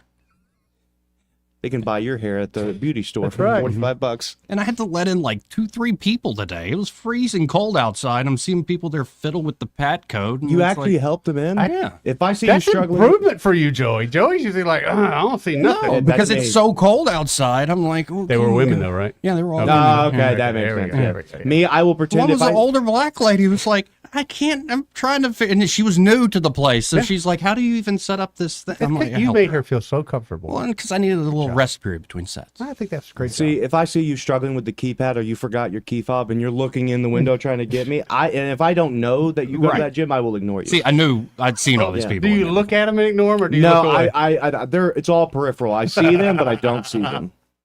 I love it. So it's like I don't like too many people in my gym, so just right. the herd. You got to do a head count now. Survival of the fittest. Well, we have to hit the stop hour break. We'll be right back. Broadcasting from the Riverside Chevrolet Master Control Center, this is WACV Cusana, News Talk 93.1 FM. When it's Chevy, it's Riverside. With SRN News, I'm Jason Walker. Still no arrests have been made in Louisville today. Police say a gunman or possibly two gunmen walked into a motor vehicle office in Louisville and opened fire. 3 people shot and killed. Measles outbreak in West Texas. Now 90 cases confirmed across 7 counties. 16 people are hospitalized. And an update finds nearby eastern New Mexico, measles count there is up to 9. Nearly all of the Texas cases are children and teens, including 26 kiddos younger than 4. The collision of a bus and a large truck in Brazil killing at least 12 people and injuring more than 20 others. All of the victims reportedly students at a nearby university. This is SRN News. Coverage varies by plan. View contracts and exclusions at EnduranceWarranty.com. Auto repair bills are through the roof. $3,000 to replace the transmission. $4,000 for a blown engine. And if your manufacturer's warranty is expired, you'll have to cover it all out of pocket. You need an Endurance Auto Protection Plan. No matter what the mileage, if your car is under 20 years old, Endurance can get you covered on the engine, electrical system, transmission, AC, drivetrain, and more. Endurance has plans for any budget. Repairs can be done at the certified mechanic of your choice, and they're paid directly with no middleman. Plans cover 24/7 roadside assistance, towing, battery jumps, fuel deliveries, tire changes, lockout services, and a 30-day money-back guarantee. Act now and get our elite benefits, including complete tire care and key fob replacement. A $2,000 value at no extra cost. With Endurance, you could never pay for covered auto repairs again, so call now for your free quote. Call 800-498-2843. 800-498-2843. 800-498-2843. Rich Thomas weather, a service of Wiley Sanders Truck Lines, where over-the-road dump truck drivers are needed right now. Home twice a week and every weekend. Must leave early on Sunday with Blue Cross Blue Shield. Call them now at 855-777-9785. Hi, everybody. The near record Arctic cold continues, but we see some recovery on the way. Lots of sunshine today, not as windy, but still way below normal with a high temperature in the upper 40s. Partly cloudy back to the upper 20s tonight. Weekend, the recovery begins with Saturday's high up to about 57. 59 on Sunday, lots of sunshine. 66 Monday. Hey, into the lower 70s Tuesday, mid-70s Wednesday. Very nice weather. Lots of sunshine, so hang on. Arctic cold will retreat. From the Blue Water Weather Center, this is Rich Thomas. Budget Floors and More is your low price leader for everything you need for flooring and DIY flooring installation supplies. For the best prices on luxury vinyl plank, carpet, ceramic tile, flooring installation supplies, and more, shop Budget Floors and More, Hunter Lane across from Del Rey to Publix. 1819 News. A bill has been filed in the Alabama Senate that would consolidate 19 occupational licensing boards. The boards would be given oversight by the newly created Alabama Department of Workforce. It also creates the Office of Occupational and Professional Licensing within the Department of Workforce. State Senator Chris Elliott is offering the bill and says this change will create a centralized entity to provide support and leadership to the various licensing boards that are operating here in Alabama. The office will also provide directors, staff, investigators, and more consistent standards when it comes to licensing, fees, funding, and expenses. Elliott says this bill is a good government efficiency bill that is very much in line with what the Department of Government Efficiency, or DOGE, is currently doing in Washington, D.C. under the Trump administration. I'll be back with more Alabama stories after this. Are you enjoying 1819 News? If so, consider joining 1819 News as a member. As a nonprofit news organization, we depend on the support of Alabamians like you. Memberships start out as little as $5 a month, and you'll get access to exclusive content only offered to our members. You'll be supporting independent journalism done by people who cherish Alabama values. Become a member today by visiting 1819news.com and clicking Become a Member. That's 1819news.com and click Become a Member today. A bill in the Alabama House addresses the treatment of dogs here in Alabama. HB 149 would regulate the tethering or tying up of a dog outside in extreme weather. The bill's sponsor, State Representative Philip Ensler, says he has heard horror stories of dogs being placed in terrible outside conditions. And Miss America, who is an Alabama native, has returned to Auburn University this week and received a very warm welcome. Abby Stockard took part in cheering on the sidelines at the Auburn University men's basketball game against Arkansas. Stockard is a member of the Auburn dance team, the Tiger Paws. I'm Andrea Tice. For more news affecting Alabamians, go to 1819news.com. And while you're there, subscribe to the daily newsletter. This hour of News and Views is brought to you by our good friends at Cole Plumbing, 279-8919. Cole Plumbing is number one in the number two business. You don't have to dig a hole. They have proprietary pipelining technology. Ask them about their tankless water heaters. Remember, when you have trouble with your bowl, call on Cole. The views and opinions of the following program are solely those of the host and other contributors. These do not necessarily represent those of Liberty Acquisitions 825, Blue Water Broadcasting, its management, staff, or any advertisers.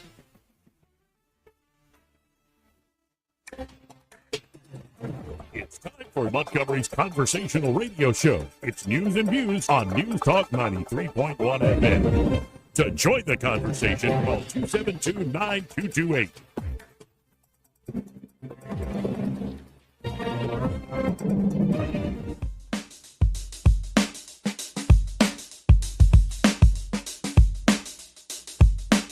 Joey Clark. Welcome back to the program. I'm your host, Joey Clark. Eddie Bader still in the studio, as is Craig Monger. That's right. And it looks like we have Admiral Kent Davis on the line. Yes, we do. Rear Admiral Kent Davis? Yes, that Kent Davis. Sir, how you doing today?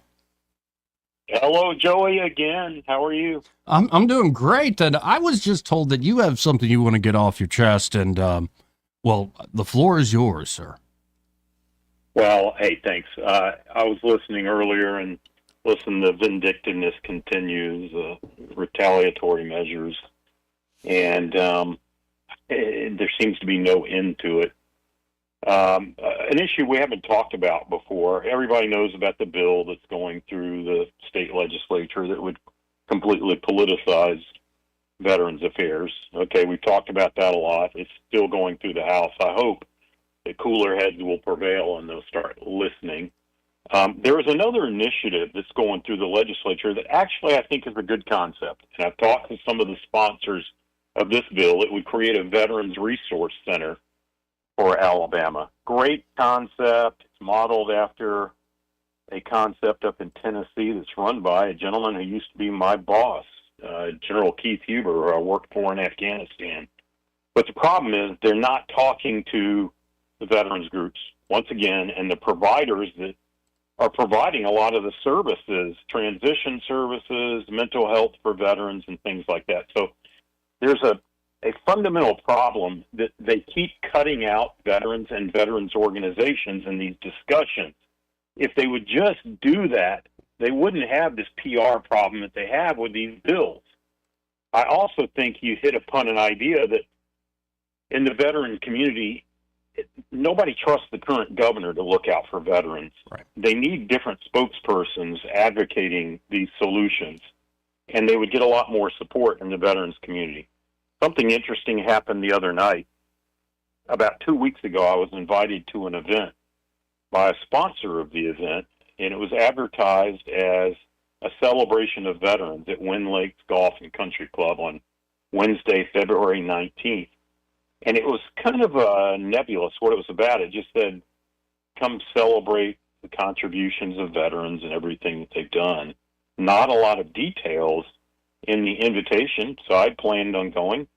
About 24 hours before the event, I was called and told that I was specifically uninvited to that event, and I should not show up for that. And I thought, well, that's strange. I thought it was just a general celebration for veterans. I think I know the retaliatory reasons why I was disinvited to that event, but it turns out I talked to several people who went to the event, and it was about this Veterans Resource Center, and it was mainly politicians that were there. And once again, great concept, but it seemed to be a political event to tout, look what we're doing for veterans, and to overcome the perception that's pretty widespread that Alabama is not listening to veterans and kind of neglecting them with some of these actions that they're pulling through the legislature. So I know it's petty and vindictive to personally disinvite me, okay, I get it. I'm a veteran. I thought I was invited along with other veterans, but I was specifically told not to come to the event. So it continues. Oh, it's crazy. And I imagine that's whoever's putting up the money for that event might be putting up the money for other folks who would want some vindictiveness. What a mess. That's a shame. That really is a shame, and it's just a part of the pattern here. And just a reminder, folks, that the big rally, veterans in particular need to show up there. This is February the 25th in front of the State House at 11:30 in the morning is when it'll start. And of course, he'll be there, Admiral, right? Yeah, they've invited me to make remarks towards the end of that event, but they have quite a few speakers lined up from all over the state of all ranks, all demographics. It's going to be interesting to hear some of the comments, including the mother of a veteran who tragically took his own life, who's going to talk about the real need for suicide prevention in Alabama. So it'll be a good event, I think. The organizers have done a good job. And I'm glad they're doing that, because the shame here is in the midst of the petty politics, and I think the point scoring and the retaliation, I think some very important issues are being put on the back burner and not being discussed in the way they should. You're absolutely right, Joey. And they're cutting people out of the discussion that can help with this. Everybody wants to help in the veterans community, but they feel like the politicians are intentionally cutting them out, especially certain portions of the veteran population. We should all be talking and working together. And some of the vindictiveness has just taken over, and a lot of voices are not being heard that could help move the state forward. Well, I appreciate your continuing to voice your concerns and be on top of all this. And, next Tuesday, again, folks, go listen to the Admiral and many other speakers there in front of the State House. And I always appreciate you calling into the show. Appreciate your time, sir. Thanks, Joey. Talk to you soon. Thank you. Again, that's Admiral Kent Davis. And if you haven't been following the story, you can look it up. There's a lot of breakdowns at 1819 News. And you can find the interview I did with him, too, that was full, discussion of his side of the story of what all went down. But the part that I think frustrates me is the fake discourse surrounding the pushing of this bill. Mm.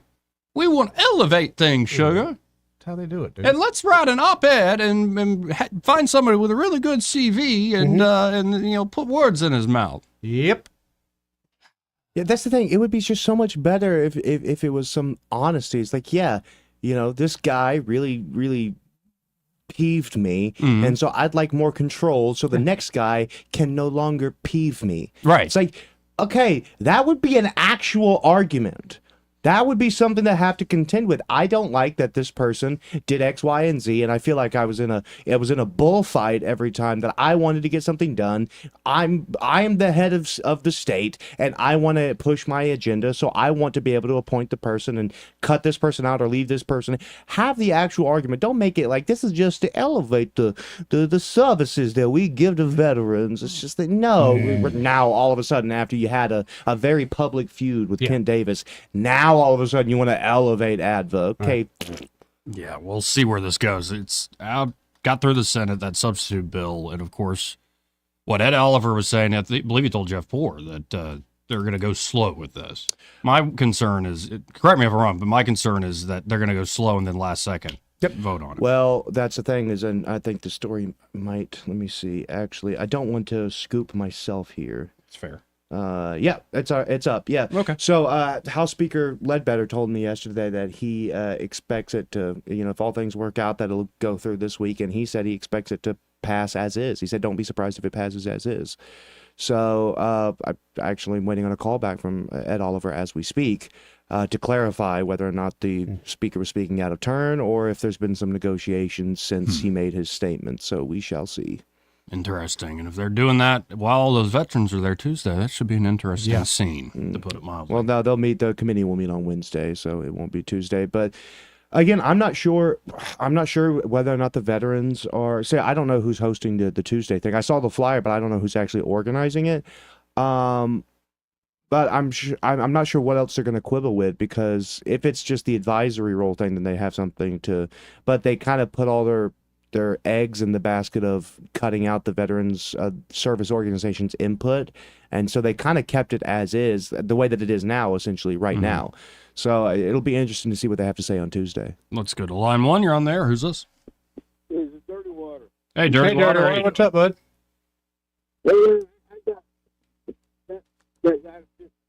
I'm having trouble hearing you, man. Are you on speakerphone? No, I'm not. You kind of coming and going. That's worse. You're getting worse. Yeah. All right, I'll call back. All right, Dave, now, crystal clear now. It sounded like he may have been connected to a Bluetooth across. I don't know. Something was off there. He calls back Dirty Water. 272-9228. Real quick, how do we all feel about Stephen Miller, this top advisor for the president? Because he used to email when I was producing for Greg Budell, like to get Jeff Sessions on. It's like, man, what a small world. He was there, I believe, the comms guy at the time for Jeff Sessions. And a big part of Jeff Sessions meeting with Bannon and trying to get together this whole populist movement. So he's been very early in a lot of this stuff. But this clip was making the rounds. Yesterday, Caroline Leavitt did a big press conference where the National Security Advisor, the head of the National Economic Council, and Stephen Miller were all there to kind of give a speech and answer questions. And Stephen Miller, at this point, I think, in his career, sparring with the press, does not care. Oh. And, here's an example. It is true that many of the people in this room for 4 years failed to cover the fact that Joe Biden was mentally incompetent and was not running the country. It is also true that many people in this room who have used this talking point that Elon is not elected fail to understand how government works. So I'm glad for the opportunity for a brief civics lesson. A president is elected by the whole American people. He's the only official in the entire government that is elected by the entire nation, right? Judges are appointed, members of Congress are elected at the district or state level, which is one man. And the Constitution, Article 2, has a clause known as the vesting clause, and it says the executive power shall be vested in a president. Yep. Singular. The whole will of democracy is imbued into the elected president. That president then appoints staff to then impose that democratic will onto the government. The threat to democracy, indeed the existential threat to democracy, is the unelected bureaucracy of lifetime tenured civil servants who believe they answer to no one, who believe they can do whatever they want without consequence, who believe they can set their own agenda no matter what Americans vote for. So Americans vote for radical FBI reform, and FBI agents say they don't want to change. Or Americans vote for radical reform on our energy policies, but EPA bureaucrats say they don't want to change. Or Americans vote to end DEI, racist DEI policies, and lawyers at the Department of Justice say they don't want to change. What President Trump is doing is he is removing federal bureaucrats who are defying democracy by failing to implement his lawful orders, which are the will of the whole American people. Pretty well done. I thought that was pretty good yesterday. And it sounded like a ethics lesson the people in that crowd needed to hear. Oh yeah, and it's just it's so clear too. It's like we don't have a king. Nobody elected Elon Musk. It's like, yeah, I know. That's why he's not in an elected position. Right. Who elected the head of the CIA, by the way? Who multiple heads of CIA who have overthrown governments, spied on American sitting presidents, and et cetera, et cetera. And then you tune into CPAC and you see how Elon's doing against all these attacks. I've always looked at the government and I've seen this big machine and you just know that they waste because they don't care. Nobody cares. There's more money coming. They don't care. Yeah. You're cutting all this out. Everybody in this country knows that the government is full of waste, fraud, and abuse. And you're doing the work, and the Americans love it. Watching their reaction politically to this, I can't believe how bad they are at responding to this. I don't know how you're going to sit there and scream and complain because they're cutting waste out of the government and try to win another election. How do you try to win on that? Well, at this point, I'm not sure how much of the left is even real. Yeah. You know. How much was propped up by our money? Yep. You know? Yeah. Like literally, you see like these sort of fake rallies where there's like hardly any people, and the media will like frame it and like get all 6 people, in the frame, but there's like nobody else is there. Like just it doesn't have popular support.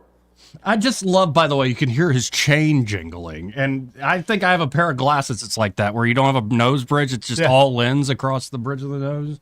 And he was literally, people are like, what is he trying to do? What is he trying to do? Somebody made a meme where Elon would be like the Doge father, and he just literally became the meme, walking out with a chainsaw that Javier Milei gifted him moments before. And it's a beautiful chainsaw. It's humongous, too. Yeah, It's and heavy. It's just, they're having too much fun. And I think that's, again, I don't think the Democratic Party, they still don't understand their opponents. Very No, well. in fact, Carville last night came out and told him, just panic, don't panic, get out of the way. They're fixed to implode. The Republican Party will implode with Donald Trump any day now. I'm thinking, what planet are you on, dude? We're partying. Mm-hmm. But then you learn that like there's hundreds of billions of dollars going to these so-called NGOs. And it's your tax dollars that are funding things that are fundamentally anti-American. And they're propping up their narrative. Yes. A lot of that government money has been propping up a left that I don't think is as strong as they made it seem. In fact, a massive amount of your tax dollars is going to legacy media companies. Yes. Directly from the government. The government wants to take over media. Yeah, it's terrible. Yeah. That's why we have X. Yeah, and that's why you spent $44 billion. I mean, that's a lot of money. Yeah, no kidding. And you can kind of see the chainsaw there in that clip, the top of it at least. Looks very Mad Max. Yeah, it's straight up Elon. That's did you see Milei meeting him? Did you see the meeting? Yeah, I did. I love his, my friend, like just the over the top. You know what Elon needs to do, though? He needs to mount one of his flamethrowers to the side of that chainsaw. Yeah, he does. The apocalypse weapon. Yeah, you go. Yeah, he does. See, Elon, hire me. I'm available for hire. I like where you're thinking with that. Let's go back to line one. You're on there. Who's this? This is Dirty Water. Hey, sir. Hey, man. Can you hear me better now? Oh, much better. Okay, that guy that called in and said that they had that meeting at Lynn Lakes Golf and Country Club. Mm-hmm. That we all know what Lynn Lakes is. It's politicians, rich people, and retired wealthy officers, right? Right. What nobody seems to realize. Okay, I'm former U.S. Marine Corps infantry, 0311. I wonder how many grunts were at that meeting. You know, the ones that's actually out there in the trenches killing people. Yep. You know, nobody seems to give a damn about the freaking infantry. Right. It's all about these officers, man. That just burns my ass up. Oh, yeah. And it showed how petty it was to disinvite. Yeah. Him because he upset the top brass, for lack of a better term, in this state. Yeah, right there. That's another problem with this stuff. Go. What we need is a combat veteran sergeant major in charge of the VA. There you go. Here. Well, it's kind of the brilliance Trump showed in picking Hexeth. Yeah.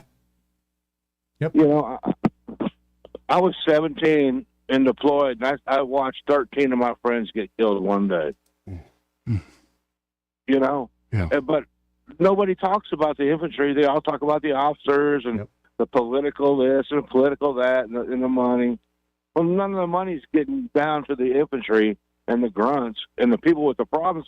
You know, the people killing themselves are probably the grunts. Yes. That had to do the nasty work while the officers sit up there in their E-Club and eat lobster. I had to vent a little bit. No, you're good. No, you're good. Joey and Eddie, I mean, I appreciate the vent. Point is loud and clear, sir. You know, I've got chronic severe post-traumatic stress disorder.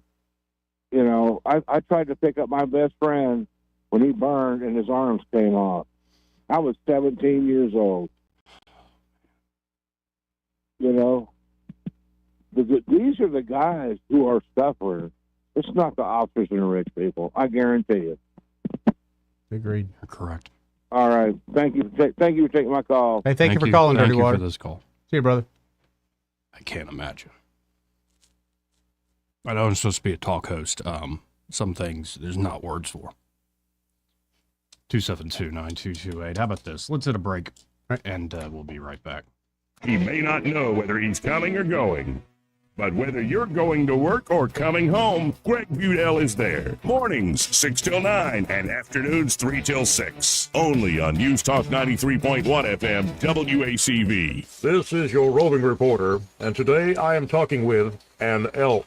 Hey man, Mr. Elk, I was just wondering, what do elk do to take care of their money? Well, like most smart folks, we call David Erdit. You mean Alabama's most favorite asset preservationist? That's him, man. We call him up at 334-279-7431 or 205-479-0839. I see. Yes, he is our preferred money man. The money man with the money plan. You've been paying attention. Well, could you give us those numbers one more time? 334-279-7431 or 205-479-0839. And I just want to try to give you a heads up, man. Oh, what's that? I'm not an elk. Not an elk, huh? Well, then, pray tell, what are you?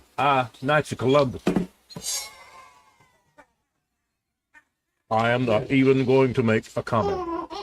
Well, the baby liked it.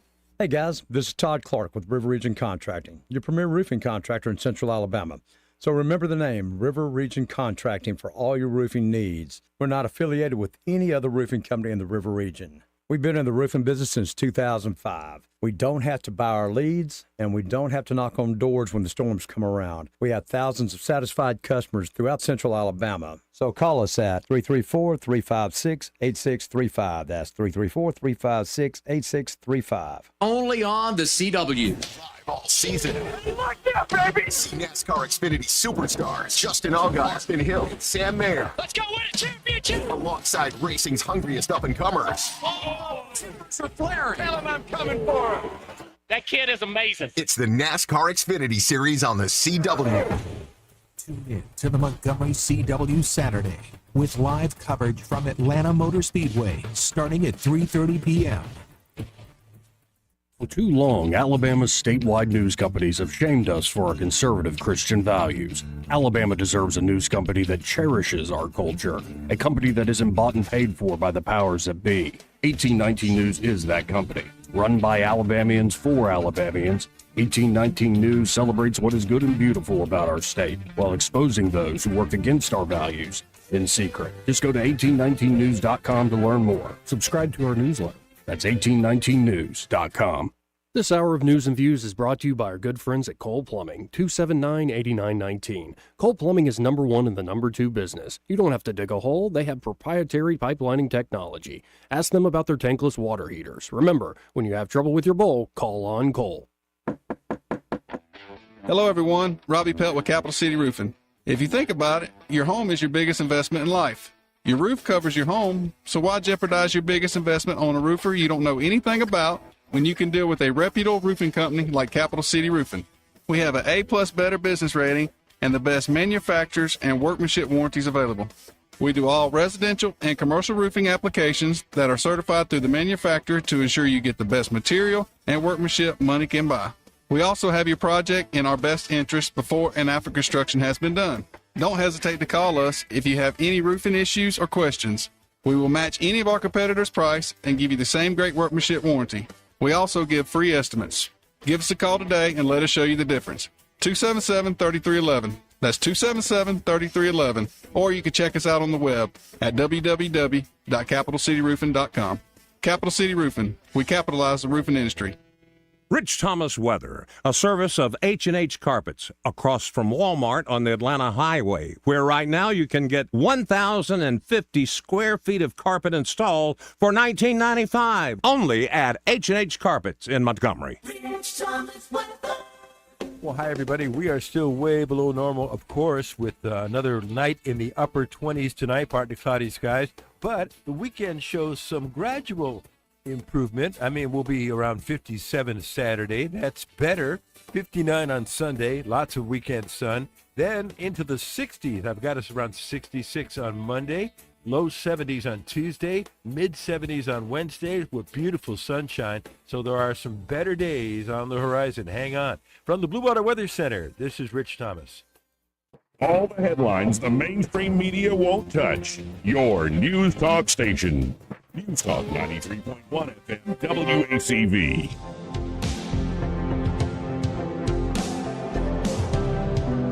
Joey Clark. Welcome back. Playing Eddie's favorite song as we are on the back half of the final hour. Just so, I don't know. And then the guitar comes in. It's really good, but it's like soundtrack music. Yeah, I was going for that. Yeah, well, success. Anyway, enough of that. Enough of that. No, so much we could get to.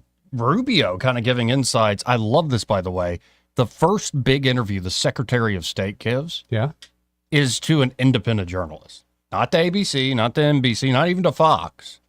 It's with Catherine Herridge, who's now just doing her own thing on X. And I've always liked Catherine Herridge.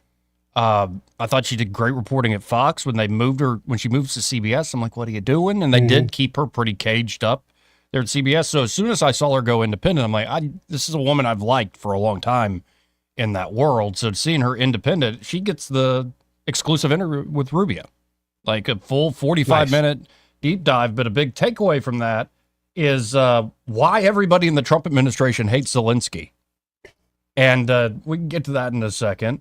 Of course, Trump really still in love with Elon Musk. I don't think that breakup's going to happen. Rand Paul was spitting straight fire on the Senate floor yesterday. And one thing I'm very happy about is Rand Paul put up a whole amendment to really cut spending in a big way.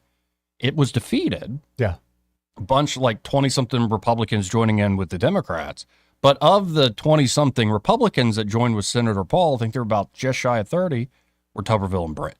Nice. I'm like, okay, I like that this. Makes me feel good. Very much. And apparently there was an overnight vote-o-rama. I saw Katie Britt doing that walking, talking to the airport at 5 in the morning. So I guess Paul all-nighter hop on a plane. Well, I did that in D.C. once. It was a bachelor party. Anyway, there's plenty more to get to, but let's go to Wookie. Okay. Hey, Wookie, how you doing? Oh, sorry. I didn't mic on. I really enjoyed listening to the Admiral speak. Yes, sir. And then I also enjoyed listening to the last caller speak who gave the grunt interpretation. But I have one observation and a quick comment. Mm-hmm. Everybody who was at the thing that the Admiral was denied access to, everybody who was there were there because they could either politically or financially profit from it. And I believe that would be the bottom line. Well, and then there are a few folks who are like, well, I was invited. I guess I'll go to this stupid thing. You got a few of those. Yeah. But no, your point stands. I think you're absolutely right. And it's sort of these, I don't even know what to call it. It's the chattering or upper class just making decisions, patting themselves on the back. Mm-hmm. Yeah. Well, that's all. You guys doing a great job. Have a great weekend. Thank you, Wookie. Thank you. Again, 272-9228. Could you do that your again? mic's on now. You spoiled it. No, please. Let's see. I did better the first Yeah, time. see, spontaneous. There's just too much pressure. No, it's still. Oh, that's better. It's getting better. Yeah, like when he first, he like Han Solo gets unfrozen. Yeah. It's like, oh, hey, big guy. He wasn't unfrozen. He was in carbonite. I know, but he was frozen in the carbonite. He was. You know what? What? No, go ahead. Go ahead. No, it's go not, ahead. You're not frozen in carbonite. You are simply sealed in carbonite. There's no sub-zero temperatures involved in carbonite. That's fair. Yeah. You're right. He was suspended in carbonite. Correct. He was suspended. Whereas Austin Powers he was frozen until the warm liquid goo phase. Yeah. I haven't watched those movies in a while. By the way, might be too. I finally, after 10 years of being together, me and the wife finally watched Godfather 1 and Godfather 2. Oh, nice. Halfway through the first one, she seemed very uninterested, and I was considering all options. Right. All options are on the table. Yeah, all options are on the table, and she turned halfway through number one. My brother, the imbecile, still thinks that Godfather is boring, and I'm convinced that he's adopted. Yeah, that's not a good take. Yeah, it's not a good take. No. Meanwhile, I don't know what my actual adopted sister, I don't actually know what she thinks of The Godfather. Maybe I'm too afraid to ask because I'll be looking at like the return label. Yeah, I told you that I rewatched Lord of the Rings. It just bears repeating, and because my grandfather had never seen it. How'd he enjoy it? And we're like in the third movie, and he's like, "Wait, who is this king? Who's this guy?" And I realized he fell asleep during the Council of Elrond. I'm like, you missed like all the setup. So when are you euthanizing? You made it that far. No, I went back. We watched it. You're gonna watch this. No, because he was so confused. I'm like, you didn't see the whole setup to the whole story. Yeah, he was so happy to get to rewatch He it. had to Clockwork Orange his own grandfather. Right. Well, and sometimes you can't like he's sitting in the recliner, and like sometimes you got to check, like you don't know. That's why I don't go to the movie theater. I don't feel like wasting $21 on a ticket. I'm gonna fall asleep. Oh, yeah? They're too comfortable. I get in that theater seat. I'm out. I'm that guy. What's that noise? That's what the snacks are for. To keep you awake. Well, I usually finish them like a kid before the previews are over. Oh, I'm like, dude. what do we do now? That's a rookie move. I know. You got to bring more than enough snacks. Like I look like a drug smuggler going into a Come theater. pack it in. Just pack. When you did go to the theaters, now I wouldn't be caught dead in the theater just because it's like. I'm not going to pay $20, load up on 20 more bucks worth of Dollar General snacks, and then show up and have some buffoon sit there and chat their way through it. Like I'm just not going to, because I will have to kill them, and then I'll go to prison. So I just rather avoid it. No, you're smart. You know the future, and you're like, you know what? I'm just going to avoid that altogether. I remember when I was like 18, I remember launching a handful of Skittles at this group that would not shut up. And I just took a handful of, they were sour Skittles, so they were more abrasive, and I just launched it at them. And then I sat back down and pretended like I didn't know who did it because I'm a coward. Different experiences at the theater. When I was 18, I kicked over one of the empty beer bottles, and we were at the top, and we had to listen to it. Ding, ding. Ring. Yeah. It's so easy to smuggle drinks and everything. And funnily enough, the first time in America, I was maybe 15, that I got good and drunk in the United States. Was at the movie theater, and I went and saw one of the Pirates of the Caribbean movies, and I walked past, and the police officer who was there to patrol and looking through everything and looked at me very suspiciously was my current father-in-law. Wow. Nice. Wow. Is he aware of this? No, he's not. No, this is the thing. He doesn't remember that. He also doesn't remember whenever I had to go to the police department that he worked at. I went to church with him, by the way, at the time. And when I had to go to the police department and sign a felony confession. I was a minor. Okay. So I had to sign a felony confession, and it was essentially like, you're good. Right. And he saw me there sitting with my parents, all dejected and sad, and he doesn't remember that either. He let me date his daughter, which I think worked in my favor.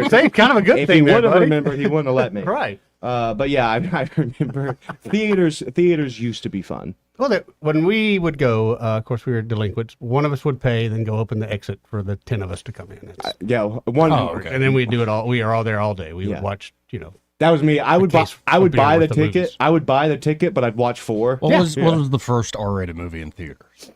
That I remember was Jaws. I couldn't wait to see Jaws, even though Jaws I knew it was R though. Yeah, because there was boobies. There was boobies. Yeah, in but it. the rating system back then allowed for a lot. I don't know. I really Look it think, up real quick. I really think. But Jaws is a great. I knew I was going to be scared, but I knew I was going to see boobs, so I was going to be a brave man and go see this movie. When are there boobs in that movie? You know, the chick is swimming. At the first scene. Yeah. Okay. The Split was the first R-rated movie in the United States, first released in 1968. I don't think I've ever Good. seen I don't that. remember. I don't remember that. So. Huh. Yeah. So Jaws was That yours. was it. But I'm telling you, it's a young kid, had a lot of things going on. I remember going, I can't wait to see this movie. I know it's going to scare the crap out of me. But there's going to be boobs. I think the first one I got in, we were like not old enough, but they didn't card us. Was Wedding Crashers. And I don't ever remember being carded. That was a lot of fun. I think it may have been John Wick was honestly my Really? first one because I when I was a kid. No. Oh gosh, man, I'll have to think about it. For a while. First R-rated movie that my parents knew I was watching because my dad got a new DVD player, and the movie he bought 2 movies with the new DVD player. The Outlaw Josie Wales, great movie, great movie. It had just been released, The Matrix. Like right after it comes out, and that movie you watch it back and it kind of holds up, but not special effects. It's like you got to remember how much it influenced special effects. Oh, yeah. But it's still, I think the first one is still a great movie. But the first rated R movie I remember seeing was at a dude sleepover. We're like in 6th grade, and G.I. Jane. And then I think there was another one where American Pie. Now American Pie was I've never seen any of the American Pie. You haven't? The first one's really good. Watch it. It's funny. Funny, yeah. Yeah. But those are. By the way, we kept rewinding the part where he's like, "Nice collection there, Jim." Just never watch those kind of movies with a room full of dudes. Yeah. Yeah.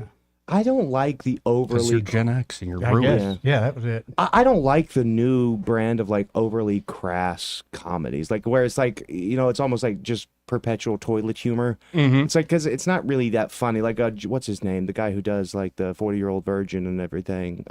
Apatow.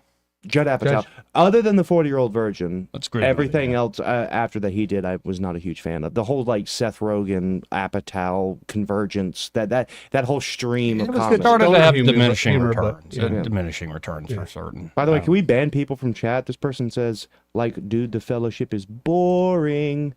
Wait, who said that? I don't know. Sloth man. Oh, no, he's a regular, so I'll give him a pass. Oh, but okay. I can ban people from chat. By the way, that PG was the rating in Jaws. Yeah, they So said nowadays it would be PG-13. Right. That's what I thought. Are you so, sure? Wait, are we imagining the boobies then? No, I remember.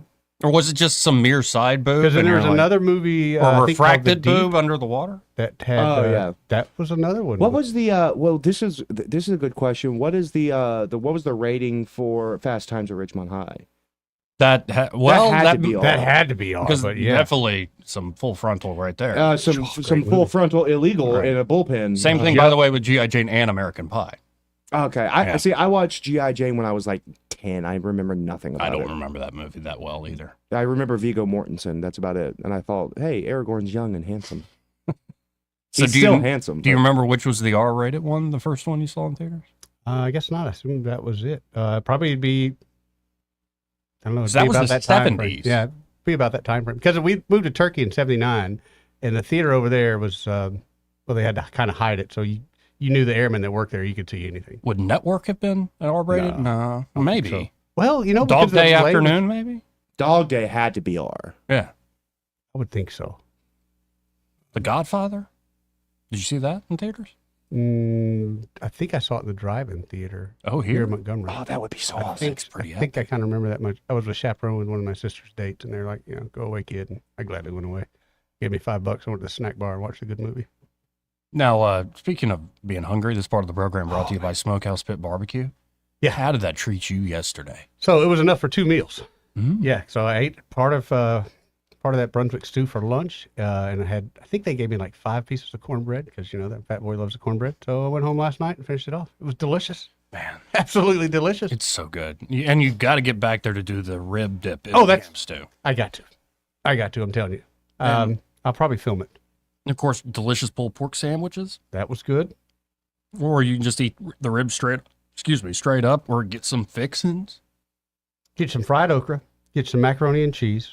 Or I saw a fellow the other day with the macaroni and cheese. He had cut up some Kaneka and put it in there and made like a little macaroni and cheese Kaneka sausage bowl. Ooh. Yeah, it looked amazing. And of course, you can get lunch to go, dinner to go, or you can sit in the place, and it's a beautiful atmosphere. Like, it really is a great institution there on Main Street in Millbrook. And of course, don't forget about their breakfast. Oh man, they got stop a great by tomorrow breakfast. morning. Yep, really is a to die for breakfast. Great Southern breakfast. The cheese grits are remarkable. But anything you can imagine with breakfast, they got it there at Smokehouse Pit Barbecue. Again, same location they've been all these years, Main Street in Millbrook. And be sure to tell them that Joey and Eddie, those fellas on the radio, sent you. Real quick, I want to go into this Rubio thing. All right. Because I was wondering, why all of a sudden the turn on Zelensky by Trump? Because it was a hard turn. Big one today, too. Even from the campaign rhetoric. Yeah. It was a pretty hardcore turn. And I believe Rubio gives Catherine Herod some insights into that. When President Trump posts that President Zelensky is a dictator without elections, what are you thinking? I think President Trump is very upset at President Zelensky, and in some cases, and rightfully so. Look, number one, Joe Biden had frustrations with Zelensky. People shouldn't forget it. There are newspaper articles out there about how he cursed at him in a phone call because Zelensky, instead of saying thank you for all your help, is immediately out there messaging what we're not doing or what he's not getting. I think the second thing is, frankly, I was personally very upset because we had a conversation with President Zelensky, the vice president and I. Look, we want to be in a joint venture with you, not because we're trying to steal from your country, but because we think that's actually a security guarantee. If we're your partner in an important economic endeavor, we get to get paid back some of the money the taxpayers have given, close to $200 billion. And it also, now we have a vested interest in the security of Ukraine. And he said, sure, we want to do this deal. It makes all the sense in the world. The only thing is I need to run it through my legislative process. They have to approve it. I read 2 days later that Zelensky's out there saying, I rejected the deal. I told him no way, that we're not doing that. Well, that's not what happened in that meeting. So you start to get upset by somebody. We're trying to help these guys. One of the points the president made in his messaging is not that we don't care about Ukraine, but Ukraine is on another continent. You know, it doesn't directly impact the daily lives of Americans. We care about it because it has implications for our allies and ultimately for the world. There should be some level of gratitude here about this. And when you don't see it and you see him out there accusing the president of living in a world of disinformation, that's very counterproductive. And I don't need to explain to you or anybody else, President Trump's not the kind of person that's going to sit there and take that. He's very transparent. He's going to tell you exactly how he feels. And he sent a message that he's not going to get gamed here. He's willing to work on peace because he cares about Ukraine. And he hopes Zelensky will be a partner in that and not someone who's out there putting the sort of counter messaging to try to, hustle us in that regard. That's not going to be productive here. Yeah, and the reaction to the turn has only made it worse. It's not just Zelensky, but so many of the boosters of this war for so long. Y'all are showing your backside on this, to put it mildly. Neil Ferguson especially. That SmackDown JD Vance game. Oh, my Lord. It was great. Beautiful. JD Vance is going to be the next president of the United States. That guy. I cannot imagine a scenario in which he isn't. Like, what a rock star that guy has become. So sharp. He's a papist, but I forgive you. And he is, but he is sharp as a freaking tack, that guy. Imagine that. I have never seen a better political example of someone rising to the occasion because people sort of knew him. Hillbilly Elegy was sort of popular, so people sort of knew about him. I remember him on like think tank panels and stuff. Smart guy, always a smart guy. But to be popped in the spotlight as prolifically as he was, and to he is yet to say something stupid. Like Donald Trump, God bless him, he will occasionally say something mind-numbingly stupid. Also, I was telling Eddie this, you go look at old photos of JD, like talk about the glow up of the decade. He's getting trim. And the beard plays. Yeah, I've been saying that for years. The beard plays. When is facial hair going to come back to politics? And JD Vance is making it happen. Considering that I cannot grow I got many negative things to say about beards. But okay, I got to do one more Rubio thing here with Catherine Harris because this is the Canada 51st state thing. Isn't that just a joke? Talked about expanding the U.S. footprint. In a hot mic moment, Canada's Prime Minister said that absorbing Canada is a real thing. Is it a real thing? Look, you know how that came about? President's meeting with Trudeau, and Trudeau says, well, if you even out our trade relationship, then we will cease to exist as a country. At which point the president responded very logically, and that is, well, if you can't exist without cheating in trade, then you should become a state. That was his observation. That's how it started. It is how it started. And I think he's told the story publicly. And that's how all this began. Look, Canada's our friend. Canada's our neighbor. Canada's our partner. But it goes back to the point I made. For decades, the United States allowed uneven trade imbalances to develop. During the Cold War, you know why we did it? We did it because we felt like we want countries to be strong economically, even if it means they're cheating, because we don't want them to fall victim to some internal Marxist coup that overturns their government or what have you. Those days are gone. These are rich, developed economies.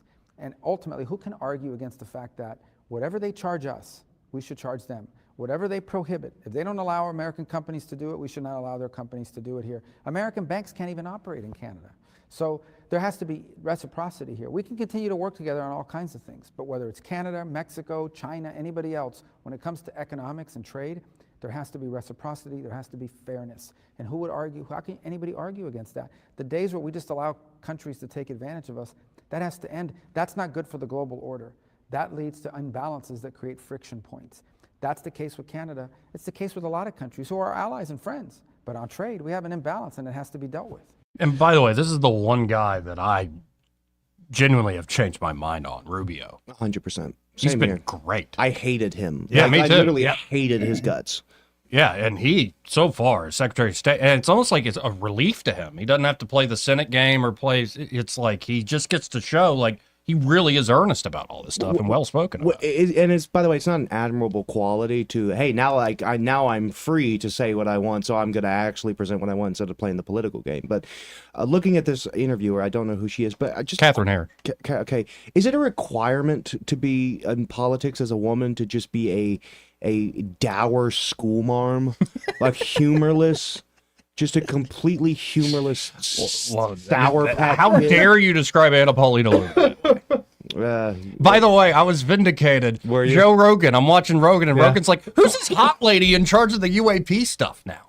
I'm like, getting older. Thank His you, vision Joe. is not as good as it used Thank to be. you, Joe. Did you put, well, your other girlfriend, Nancy Mace, did you see that super cringy, like, old guy meme that, like, she posted such a boomer meme when it's just a picture of a lion. It's like, your first mistake was thinking I was one of the sheep.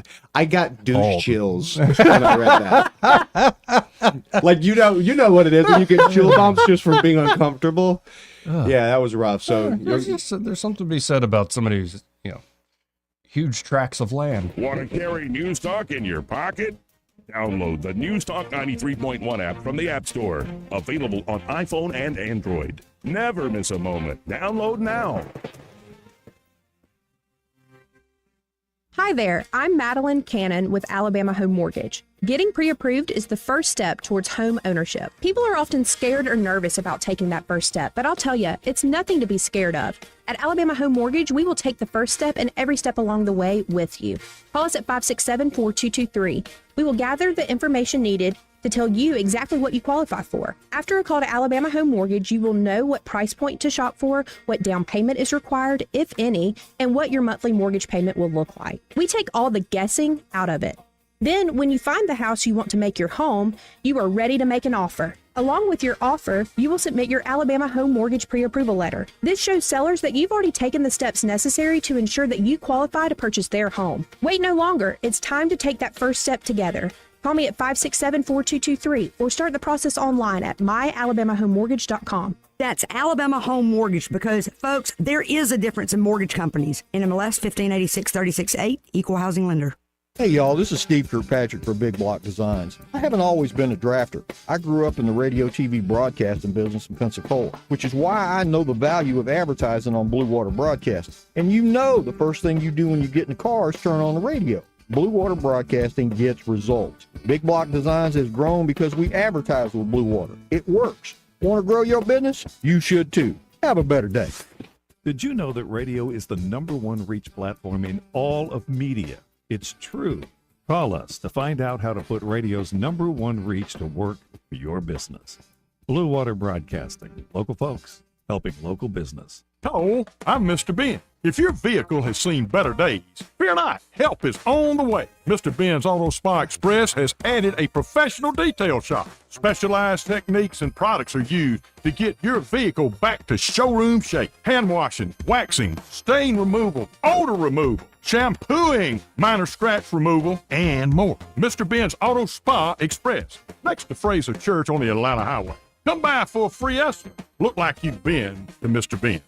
This hour of News and Views is brought to you by our good friends at Cole Plumbing, 279-8919. Cole Plumbing is #1 in the #2 business. You don't have to dig a hole. They have proprietary pipelining technology. Ask them about their tankless water heaters. Remember, when you have trouble with your bowl, call on Cole. We get Montgomery talking 24 hours a day. The River Region's most trusted voice. News Talk 93.1 FM, WACV.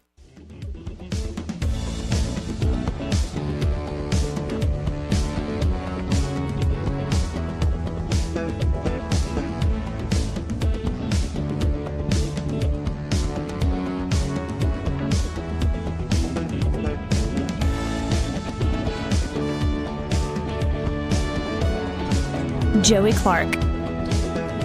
Welcome back. Oh, we're running out of time. Can we get in touch with Ray? We are definitely running out of time here. Time is running away from us. Here, 272-9228 if you want to get in. Let's go to Poison Ivy real quick. Hey, Poison Ivy.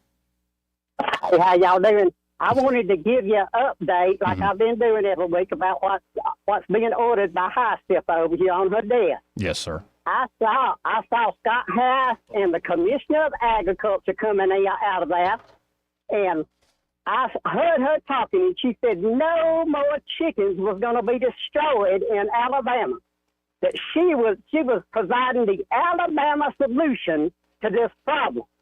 We're going to build one big, huge chicken coop in Elmore County where the chickens can get vaccinated, wear a mask, and be able to stay 10 feet apart from each other. Y'all have a great day. Thank you, Poison Ivy. Thank you, Poison Ivy. Let's go to Ray Bowles from Rival Carpet. Hey, Ray. Hey guys, how y'all doing? All Good. right. How you doing, bud? I'm actually headed out to Hardaway to get one of my game cameras. Only hunters will get this. I got a leaf in front of a game camera that happened like a day ago, and every time the wind blows, I get a picture of the leaf. Yep. And I ding on my phone, and Ink is ready to kill me that night. So I'm like, get that. okay, I'll go get the game camera. Now, have you ever messed with any of your buddies with a game camera and maybe take a deer that you've already had mounted and kind of make it look like it's in the bushes right around that game camera? No, but I need to. That's a good idea. Oh, That's it works really great. good idea. It makes them tighten up their game very well. Yeah, I like to have a huge 12-point sitting out there. Yep. Yep. Okay. Good. The problem is you got to shoot a 12-point to have the mount to do that with. Yeah, that's true too. Or have a friend that's got a few on the wall. That's a good idea. Yeah, I'll have to call Jim O'Brien. He's only got like a shed full of stuff that he can't. He's got so many deer heads he can't even put them in his house. Wow. I think he just collects. Yeah, he's an amazing hunter. I had to give it to him. He shot a beautiful 10-point with a regular bow, like an Indian type bow. Really? Really? Yeah. Killed Dennis Cornell. I mean, he was 10 feet from him, leaned up against a tree. There you go. He drops that deer. Man. Yeah. But now listen, if you need a floor, Yeah. it will not drive you insane. It's going to be great. All you got to do is come and pick it out. We take it from there. Next thing you know, you got a floor down. Just that simple. Just call them up at 285-8117 and be sure to tell them that Ray Bowles, you heard him on the radio with Joey and Eddie. And by the way, this guy and Jason over at Wholesale Hunter were trying to get me to do the whole snipe hunting thing. I wasn't falling for it. What are you talking about? You should. You don't want to go snipe hunting? You. Would you Google it? Yeah. Did you Google it, man? No. I knew it before I Googled it. You want to go cow tipping? Yeah, snipe hunting, cow tipping. I mean, it's the best. Some great So, times, do you man. hunt it all? Do you seriously, do you hunt it all? No, not really. Ooh. I need to take you out on a hog hunt one time. Sure. Right. Now, you would A lot of really action. enjoy that. Yeah. Sure. I'm game. Yeah, we'll do that coming up. Now, deer season's over. I'll set that up. Be a lot of fun. It would be a lot of fun. Yeah. Especially to And let then Joey we'll come stand back and brag close. about it too. Well, let Joey stand close by when you skin that hog. Oh, nice smell. No, Hogs it's- stank. Yeah. It's not that bad. Don't Yeah, be a baby. we Wild ain't hogs skinning stank. anything. Almost worse than a duck. We're out there killing. Oh, okay, good. I'm down with that. I think All deer right, well, smell y'all worse have a than great hog. weekend. Appreciate it, Ray. See you, Ray. Well, I have been saying for years, too, we got to kill them hogs. Yeah. So I might as well Practice what you preach, brother. right, kill them hogs. Yeah. I'll show you guys a picture of me and my 3-year-old butchering a hog. Oh, yeah. Oh, really? Yeah. Do they eat pretty good, or you got to... No, they good. I Like- mean, if you give them a good brine, Yeah. smoke them, Okay. save the lard. I made homemade lard with this. And Oh, it's yeah? just- yeah. It's That's a good idea, too. I didn't even think about that. It's real easy, too. Making your own lard is real easy. So it's good in baked goods and stuff like that. And I give Yep. some to my dog every once in a while. Oh, he's loving that. Yeah, yeah. God, well, when we were butchering the thing, I Had thought to I keep threw him away? I thought I threw the skull, the head far enough in the woods, but he came back with a skull a little bit ago. Craziest thing ever. I used to have this dog that had a chipped tooth. I wanted to get it gold, but make him look really bad. But he found a doll's head, and he would run around the neighborhood, and people were freaking out because he had this doll's head in its mouth. And on that disturbing note, we got to get out of here. Thank you, gentlemen. And happy hour with Greg Budell and Pamela Dubuque. And your stick. Yeah, we'll stick around. Yep. Annie Bader on that show, too. Y'all stay tuned. Broadcasting from the Riverside Chevrolet Master Control Center, this is WACV Cusana, News Talk 90.